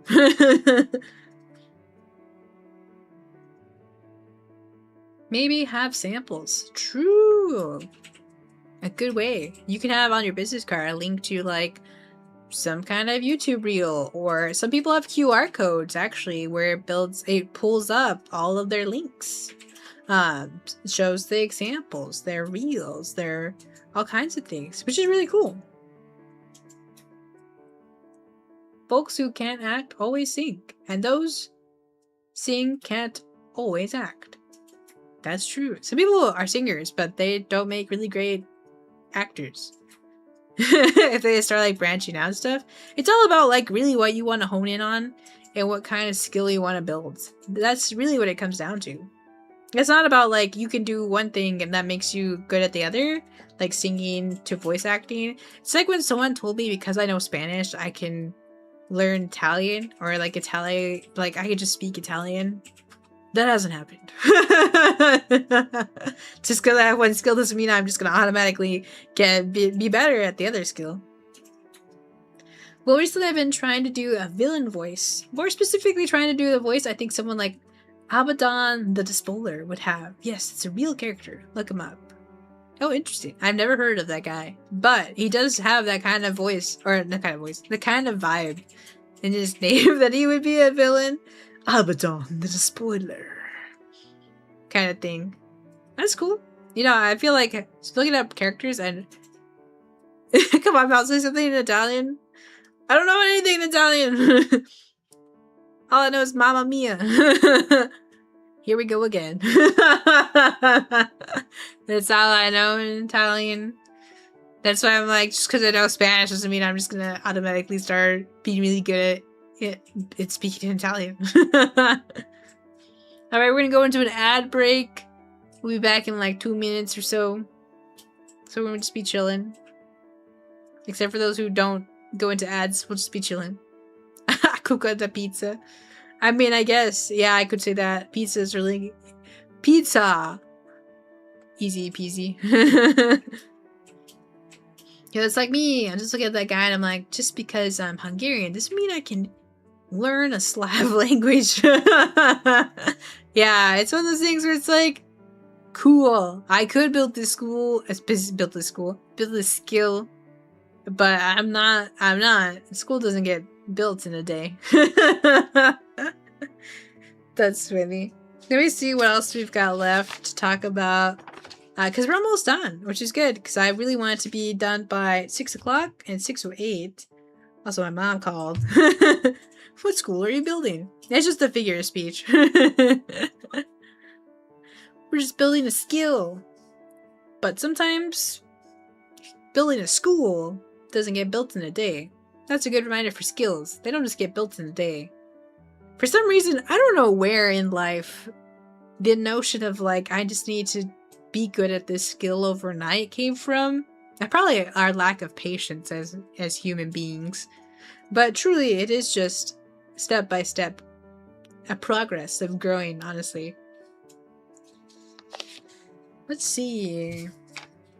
We'll probably move into how to practice. And then we'll call it a day. Wow, yeah, we are at the end. Just a reminder, I'll say it again for those or second ads. Really wish we could have 0 ads, but we endure, we persevere. If anyone wants to be part of part 2 live practice, feel free to sign up on the form. What I'll be doing is that I've asked for people for their Discord handles. I'm going to create a Discord specifically for part 2.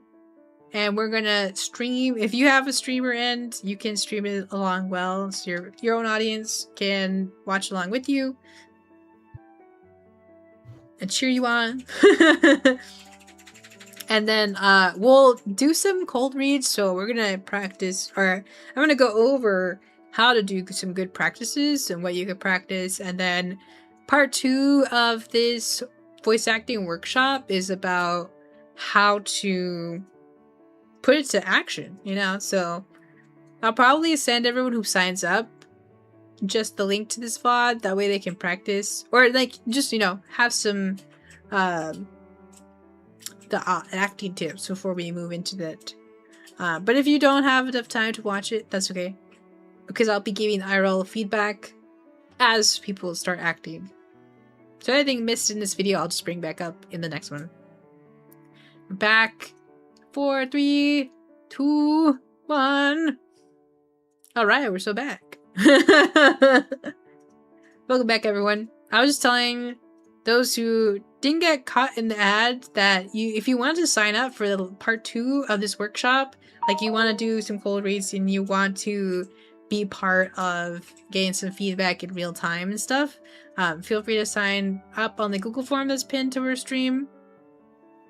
Other than that, we're gonna actually start wrapping up of some last final notes of how to practice, like some ideas, and then I think we just call it a day. Yeah, let me just pull up Twitch in a different tab, that way I can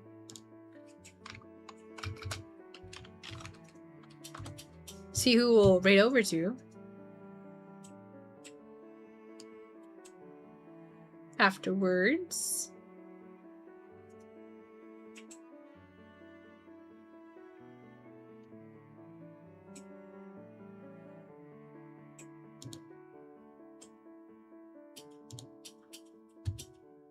Alright, there we go. Sans the skeleton. Are those the voice lines or the... Oh, that's true. Do you... It's always really interesting. Just reading these lines in my head. There's a lot like... Well, actually, I'll just get into this next part of how you can practice. So, how you could practice is practicing cold readings. Cold readings is that you get some kind of material and you just read it in different kind of ways, or you read it what you think it needs to be, how you envision it's supposed to be read. And then watching films. Watch films that have dialogues. Don't just watch action films. There's a lot of fighting in that. And like cool one-liners. Just watch movies with dialogue. A lot of dialogue. Commercials. Practice different vocal mediums. You can do pretend like in your kitchen you're gonna read labels like commercials. You're gonna read your food packaging. You're gonna read things from the magazine. You're gonna read things from TV programs. You're going to read books. My recommendation is that you read 1 page and stay hydrated. And then once you start getting some practice, you can read like a chapter, stuff like that, because you don't want to full send it and then your voice is fried and you're like, eh. You want to practice good vocal etiquette for your health, but also get into the slowly but surely. This also helps if you have a really busy life. Just grab a book, read one page, stay hydrated, put it down. What we learned is that you don't also just drink cold water. Cold water will actually constrict your vocal cords. So have some like nice warm water. If you are a tea drinker, you got it good. I'm not a good tea drinker. I don't really like tea, but I found a good throat coat that is very helpful for vocal cords. Also taking breaks, like for me, like since we're talking so much, you can tell like my vocal cords are frying a little bit. It's because I had cold water. It was just kind of room temperature water, but my room is cold, so we got to being cold water. And you can see it does start to fry your vocal cords a little bit, but that's okay. I'll have some warm water after this and rejuvenate my vocal cords again. But those are good ways to start practicing voice acting. The really big thing is just acting, and you gotta just keep practicing with your voice. You might just not be practicing enough. It's one of those different things of like, you can say a lot of things in your head, but if you don't vocalize them, you're not training your voice to actually replicate what you're saying in your head or how you're saying it in your head. And the nice thing about cold readings is that you can read sentences so differently. You know, you could read something threatening, you can read something as slowly, and it makes it sound sad when it can be interpreted in so many different ways, you know. Hi Dan. Hi Dwayne. You an actor now? Kind of. It's one of those things where I'm not like a professional because I haven't like, I'm in a lifestyle that's not my priority, but it's one of those things where I just say yet. Big VA yet. Hi Kronos, welcome in. Hope you're doing well today. Welcome. We're actually just wrapping up, but if anyone wants to, you know, the YouTubers and on Twitch, you can watch the VOD for the rest of the tips, for sure. We're just kind of wrapping up of like how you can get some good practice and what you can be doing. And honestly, cold readings, practice that. Grab random, just kind of things. Grab your cereal box. Start narrating, start voice acting, start just trying to give your voice some emotion. You got to turn the internal voice to the external. You know, review how your voice handles cadences, dialects, inflections, emotions. Those will be all very important when you do voice acting. Trust me, I would definitely sign up if not for one teensy tiny, ever so crucial little detail. I sound like I live inside of a toaster. I feel like you've told us that a long time ago. I forgot about that. That is unfortunate. But, well, I'll probably like, maybe I'll find a way to just Google Doc post what everyone's gonna practice reading as a pinned comment. That way, those who can't participate or like Father Meme, you don't have like a good microphone to, you know, really present in the part 2, that's okay. You can still practice from home. I think that's also a good thing for everyone in chat. If you're like, I'm actually really nervous, or I don't know if I want to be a voice actor and stuff like that, but that kind of sounds fun. You could just practice at home.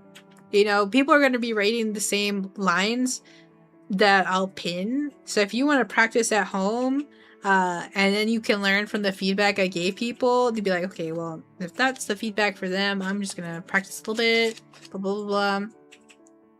Hi, Spiral King! Welcome in. Tashiga Gita.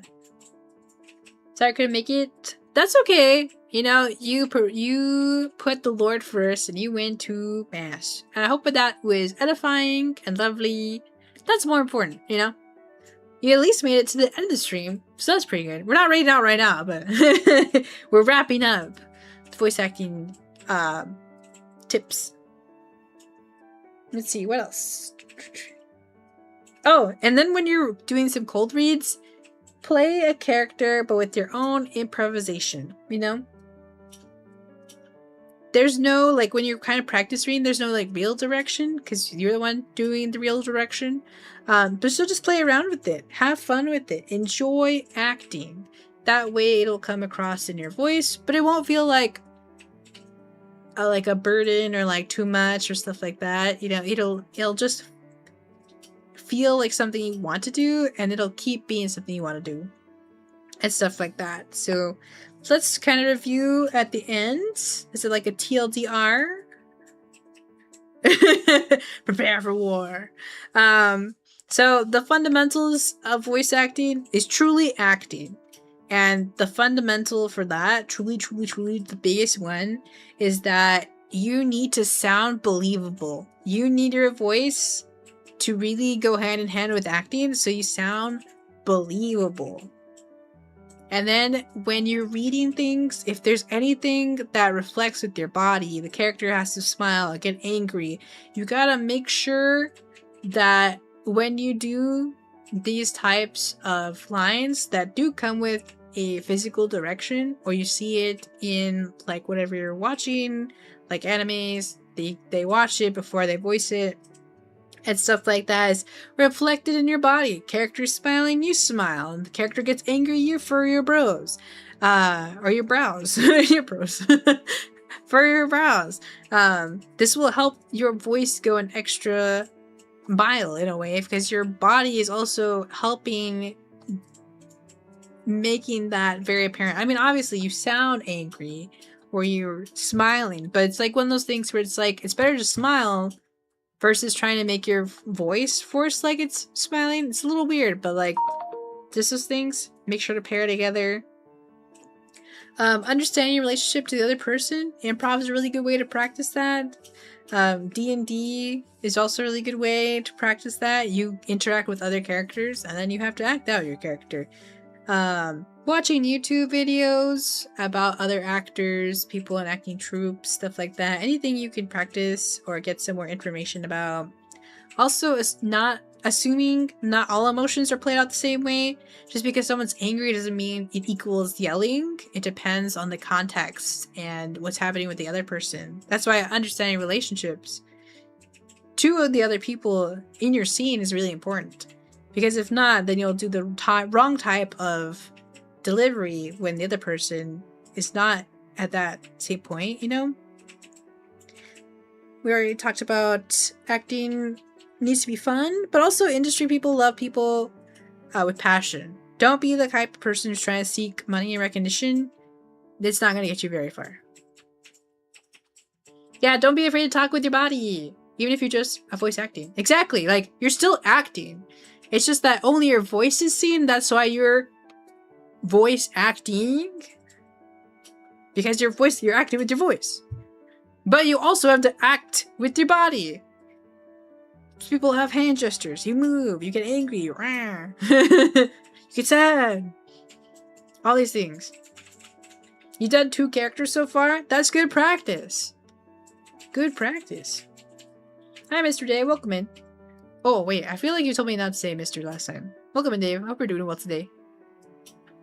I want to voice act so bad, but I have no idea where to start with it. The only time I had a voice acting role, the game it was for got canceled. No! That's how it goes. I am voice acting in a game. Well, besides the calling. But it's on a temporary hiatus because the creator needed to do some other things. So I was like, dang. I mean, we're praying all the best, obviously. Life happens, but that was also a project that if it ever comes back, I'll be able to reveal it. Hi, Dapster. Welcome in. How are we doing well today? Maybe we should listen to this for D&D. We're wrapping up, though. But for D&D, like I was saying earlier, D&D is a good way to also get voice acting practice because you're a different character. And the really easy thing that happens for newcomers in D&D is that they play themselves as a character. So you think like yourself as when you're a different character, and then like you're just yourself, but with like elf ears, you know? You gotta remember that you're playing a character that's outside of you. They have their own story, lore, and motives, so you have to act like said character. Your character isn't you. You are a different character. There's different metas and different stuff that's separate. Hi, Twiggy! Hello! Hope you're doing well today. I'm taking notes. It really helps you get into the swing of things. Like, for example, my friend Jerry, his D&D character is an old Yakuza man. And his old Yakuza man is kind of like his own dad arc. And he also like chose his character. Like, he plays it out of like, oh, thank you for giving Twiggy a shout out. Thank you, I appreciate it. Go follow Twiggy. She's so cute and so kind. We played with her the other day. But he played his character out of like, obviously in IRL he'd probably be like not as lax about defense, but in his character he's just an old man going on a dad arc, and he's just like, this is a real example that happened in game. We saw the guy. He's evil. He's got a sickle. He's wanted because he's killed a few people. He's evil. And Jerry just was like, I want my character to go up to talk to this guy. And then he roleplayed it out of like talking to this guy. But it was so funny. Because he immersed himself in his character and like played it out, it just made it funny, because I was just like, clearly this man has a sickle. Clearly this man is the guy that killed these people that we're after. We're after this guy because he killed some people. And obviously your meta as your character or as yourself is like, well, obviously I should not just talk to this guy. I should fight him. But in IRL, into this D&D fantasy world, his character is the type of character just to talk to people. And so he did. It's kind of funny because my character, I'm just like, well, obviously my character is the type to be distrustful of people. I was like a charlatan. I had this whole backstory. But I was also like a witty character kind of thing, so I was like, alright, well, Jerry's character is gonna go try to talk to the guy with the sickle. I would like to prepare my sword for when it goes south. Because that's something my character would do. Me, I would have just charged in and be like, don't worry, Jerry, I got you. But I'm just like, alright, well, I'm gonna let Boto do his own thing, and I'm just gonna hang out in the back. And then wait for it to hit the fan, and then my character's gonna be like, I told you so. So D&D is a really good way of voice acting, because you just do a lot of role play, and you do a lot of acting as your character, and you can also give your character some charm when you practice voices and stuff like that. My character was a male character this past time around. So it's just a lot of fun. And then you just act it out. Jerry also did the same thing when we went to this place. And he was like, I'm here to inspect your gate. I was just like, they're not going to believe that. I am the guy who can forge documents. We just got to say this. And then he was like, he just goes and walks out, and then he yells like, I'm here to inspect your gate. I'm just like, ah! But obviously in character, I'm like, well, he already done it, so let's follow in suit. While I scramble, like, you know, as I scramble to write this fake document in case that fumbles. But, you know, D&D is also a little different, where like he did a good roleplay, but also your dice counts like it. So like he got a natural 20, so the people at the front were like, oh yeah, he's definitely here to inspect our gates. Ah, gosh. So D&D is a really fun way if you really want to get into voice acting. I mean, the hard part about D&D is like getting a group together, getting the band back together. But if you get to play a few sessions, it's really fun. Now that we've gone on a side tangent. So thank you, Dave. I did buy my avatar. Thank you. I'm donned in the armor of God, a warrior of hope. Oh, the characters are both from things you're in to Melly. Oh, really? I wonder if you already told me or not. Thank you, Twiggy. It has been the same for me. It has been well. Thank you. I'm in my first D&D campaign, but I play RPGs all the time. And have, like, stories for my characters help me to make decisions that would make and stuff. So I really enjoy it. Yeah, the backstories that you have for characters is really good. Like, my character was a charlatan, and he was a prince to this, like, I guess he's like a viscount or something, you know, something small, maybe a prince of sort, but not of a kingdom. And then, but he loved this woman who was in a brothel, in a way, but you know, she was sold there to like pay a debt of her family. Those kind of like, because it was also like a certain time and era in this game, and he's gonna elope and pay all this money to free her, but then she dies because this other person kills her, and then he's like on a whole thing of revenge, and he has to build all his skills, no longer from a prince, but like as like, you know, he has to be familiar with the underground and the way the things work and forging documents and blah blah blah. No, the lady! I know, a plot twist that the DM threw at me was that my lady didn't actually die. Even though in my lore I wrote that she died, he wrote that she was alive! And I was like, what? What? Because, you know, part of my character motif was that I'm joining this party because I'm out for revenge. And you guys seem like the type of people that could get me to my, you know, end goal. And then I just got thrown back that, like, following this trail, I find out my lover is alive. I was just like, what? I've been reversed Uno'd. So that was the whole thing. I could talk about D&D for so long. It's so fun. It makes good experiences. So if you feel like I'm really nervous to do voice acting in other places or like improv or theater, just find a D&D group, honestly. Then just kind of play out a character, stuff like that. I know I've done a little bit of Baldur's Gate. I really wanted to just roleplay with my friends and my husband of just like our characters. I already got a voice. I already have like a backstory for my character.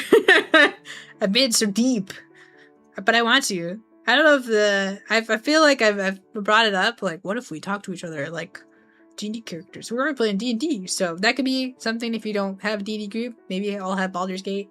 Just talk to each other as their characters. That could be really fun.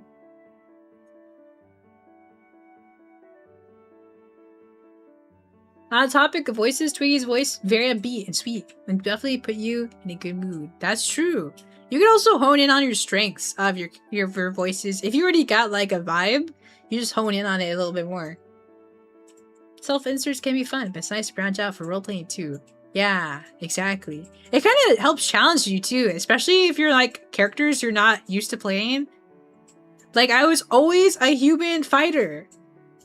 Then I was like, alright, I'm gonna try something new. I was a human charlatan. I was a swashbuckler one time. Maybe before I was a charlatan. So, you know, branching into different characters, because, like, I always, like, fall for, or not fall for, but, like, I always tend to be certain characters that are more, like, justice-driven, more paladin side, I guess. Chaotic fighter.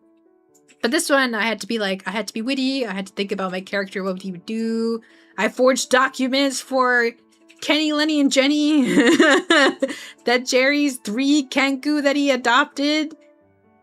Fun fact, I didn't know Kenkus in D&D world were 5 feet tall. I thought Kenny, Lenny, and Jenny were like 2-foot birds. Until we saw Kenku photos and I was like, oh, your children are 5 feet tall. They're actually like humanoid birds. I thought these guys were so tiny. He's in his dad arc. We never finished that D&D campaign because that's how it goes sometimes. But, you know, it was just really fun. And then our friend David, I don't know. He was the character in least in danger, but ended up dying. So, but that's a whole other story. Me and Jerry literally went through the black market and the underworld, and David ended up dying. He fell off a cliff. After his goddess was like, thank you for being a strong warrior and helping me do all these things. Blah, blah, blah, blah, blah. And he fell off a cliff. That's how it goes. Failed his dex saving throws and fell off a cliff. And obviously, me, Jerry's character, have no abilities to do that. To like save him off of a cliff. We also lost our magical item that also helped us have like a checkpoint thing. Because it was on David's character. What a time. I don't plan a voice actor or anything. Seems too hard to make it. And I want to do too many things to grind it out. But I think it'd be nice to learn to do better with it for being in character and make it more enjoyable. I have a fun D&D campaign idea too. I want to host one in the nearest future, so it'd be helpful. Not that you need to be good at voice acting, but it helped. Yeah, it's like voice acting doesn't have to be only a professional thing. Like, honestly, anything you just want to use your voice to act in or just, you know, be a part of is really helpful, you know? And it could be just helpful for D&D. That's where I've gotten a lot of voices in practice of just being like, I've been a DM, then you have to voice act your characters that you meet, your NPCs, you know? Stuff like that, making it obvious this guy's a bad guy, or kind of suspicious, or weird. I love voicing the NPCs. It's so fun. Having kooky moments.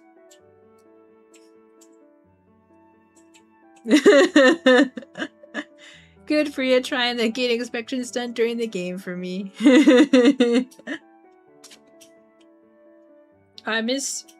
Oh, whoops, I missed a part.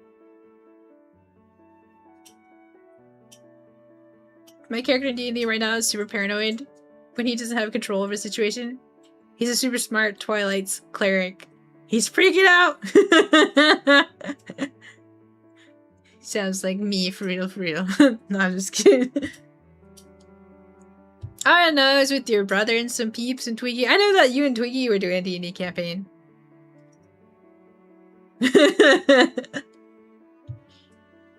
you have suggestions for avatars? It really just depends. VGen's a good way. You could find free to use adoptables on Etsy or models that are just ready to go. It all just really depends when you want to look. But if you don't like your voice, it's the hard part because even streamers don't like their own voices, but obviously your audience likes their voices. Obviously.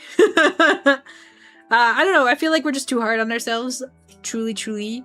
You just gotta play around with it. Just have good practice until you feel confident, you know, in voicing things. Or finding like your niche of like, you know what, I like voicing certain type of characters. And then just kind of honing in on that. It's good practice. Never played D&D before, seeing that you're at the mercy of a single dice, plus I have to interact with people.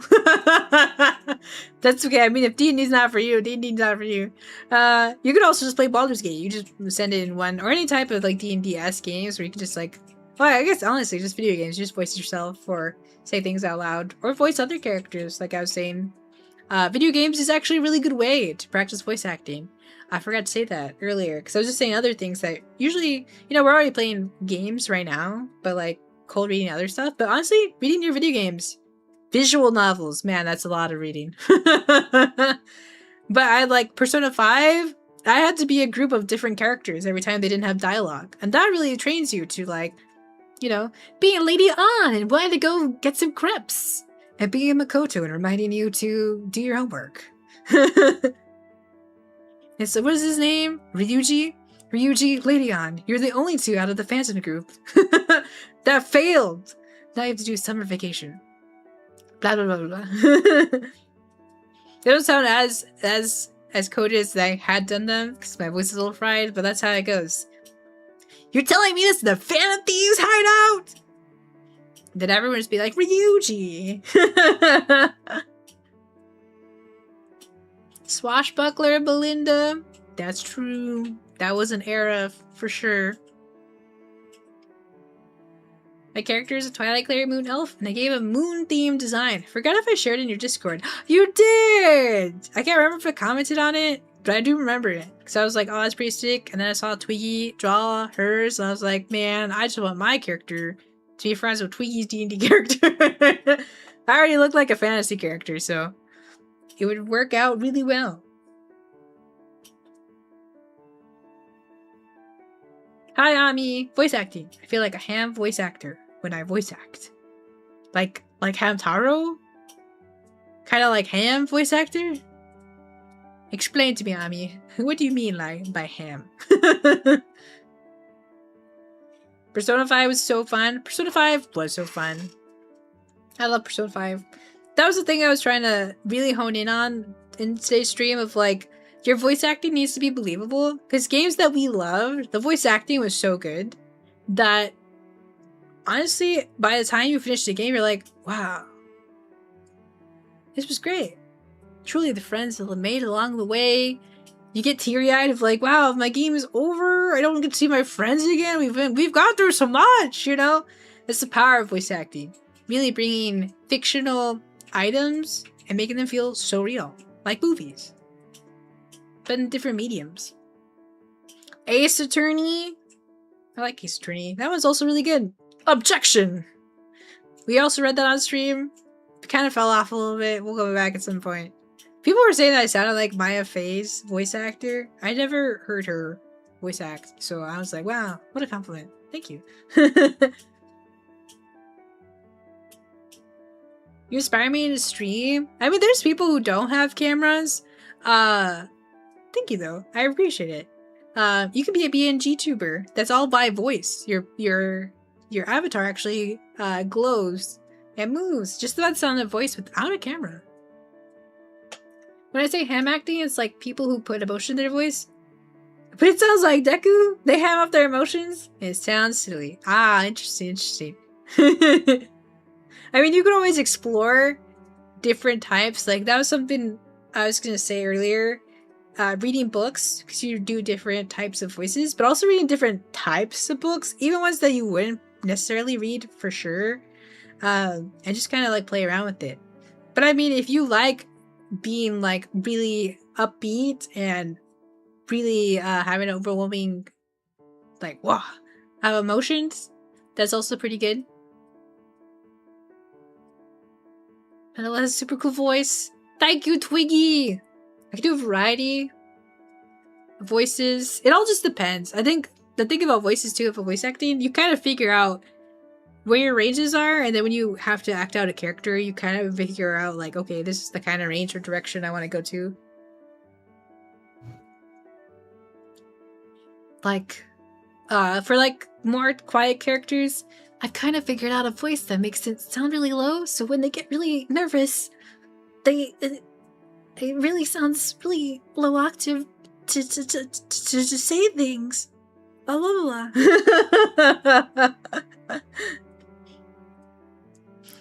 Kind of thing. Or you can lower your voice to make it sound a certain way. It just depends. You gotta practice.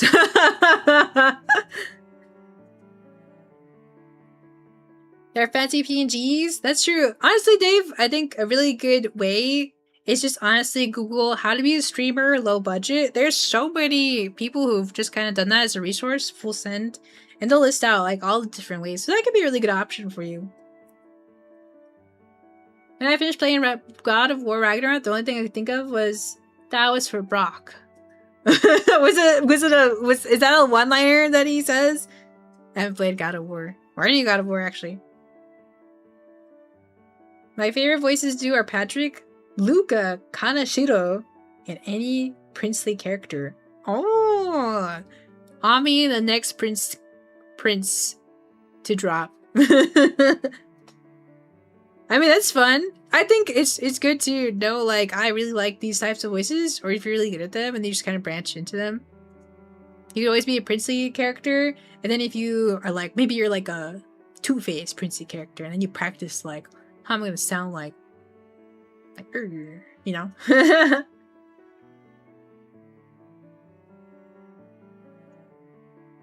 That kind of stuff.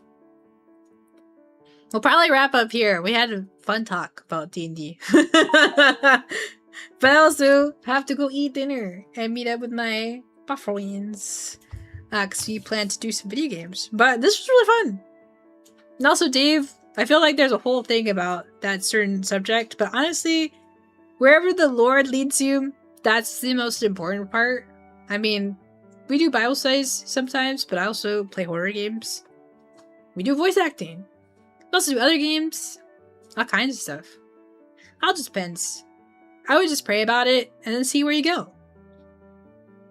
As a Warhammer 40k fan who enjoys the world leaders, I'm just here to blood for the blood god, skulls for the skull throne. Dang. That sounds like really cool lines to say. You have some raid suggestions ready? I gotta refresh. I pulled up the tab and I was like, we'll probably go here. And then time has passed now.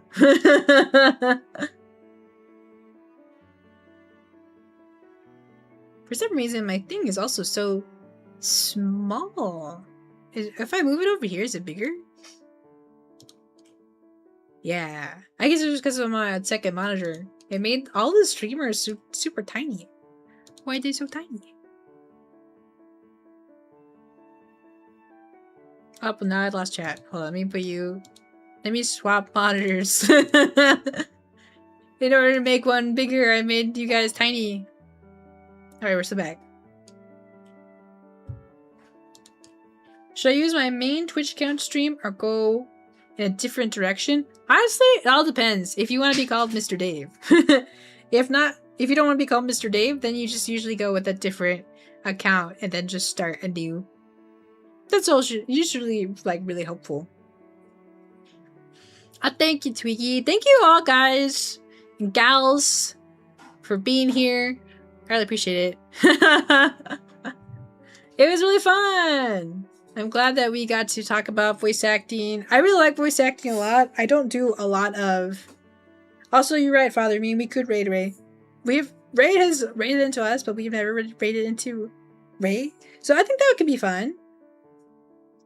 Bible study and rapping. We're on the same page.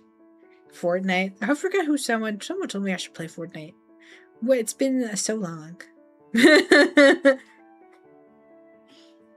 Alright, I guess that's both people had Ray, and I was also thinking Ray. We're all on the same wavelength. Let me open your chat so I can not be in commercials. Alright, everyone. Well, thanks for hanging out. I really appreciate it. It was a really fun time. I'm glad that we could talk about voice acting. And then, if anyone, before we go, wants to be part of the part 2. So this was part 1. So we were learning how to put the act in your voice acting. Because I feel like that was kind of like, lost in the sauce for a lot of people. Of like, okay, so you voice act, but like some people don't really act. They use too much of their voice to act. Your voice can't make up for your lack of acting. You gotta learn to act so it becomes believable, kind of thing. But so if you want to like try out and practice voice acting and get live feedback, I have my Google form attached to the pin. It's also on my Twitter. My main post of, hey, stream. Form below. What are words? Also, welcome in, Eldar. Hope you're doing well today. Welcome.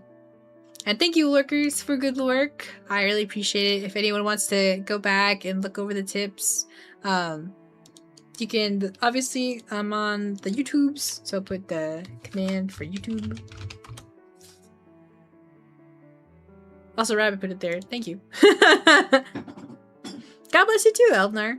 And God bless everyone here. Thanks so much for watching. I really appreciate it. I love talking about voice acting stuff. I love talking about D&D stuff. We should just have a just chatting where we all come together and talk about our D&D experiences. I have so many stories. I can't remember if Jerry's character has always been like that, but the latest one was Boto, and it was just so funny. Just trying to talk to everyone who's so dangerous. And be like, stop. I mean, that was his character, but I'm like, oh gosh. I make sure my party doesn't die. Except for Derek, then David, he did die. What a crazy time. So that would be like a side tangent. We could always explore just D&D stuff. And then at some point bring back D&D that we were doing on stream back to D&D. It was kind of funny. I was trying to teach people how to play D&D and like what it's like, and then I indirectly end up teaching people that sometimes your D&D game goes on hiatus. My bad. That's really funny. Alright, I'm gonna... Was it slash raid? I know it's been so long since I've streamed. I'm like, how do I do that again? How do I raid people again? If that happens, I'll be silent the entire time, so you know social interaction is completely optional for me. Kind of like stuff in video games. Stealth 100. That's okay. I mean, you could always... It would be... As long as your DM was okay with it, you could always play a silent type character. And people who are mute, who are also just silent, can also just be silent. Because all you have to do is tell your DM what you want to say, and that's it.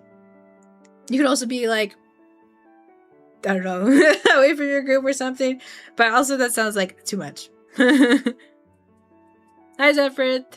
W Sonic VA. That's true. I'm legally distinct Hedgehog of Hope. That's me. Hedgehog of Hope. Fun fact, my Sonic voice was just a bit. I made a bit out of someone else's voice of Sonic. Then I just got really good at it. So you know what? With practice, your voices go a real long way. That's true. I guess there's some points where I sound like Tails, but since I don't actively try to sound like Tails, it's a little hard to replicate it, but we'll get there. Alright, Cariños, thanks for hanging out with me today. I really appreciate it. We don't have any streams scheduled yet, so just keep an eye out for when I'll go live next. I'm trying to think, because there's some things to do next week. A friend of ours is going to move soon, stuff like that, so things are in the air, but I would like to do our praying stream, and then to help us with our prayer lives, or bring back some hope too if you don't have a prayer life, and what that would look like. And then what else? And then we'll just go from there. And then our part 2 of our voice acting stream. So thanks everyone for hanging out. Remember, hope is on your side. God bless you and take care. I'll see you all next time. Bye bye.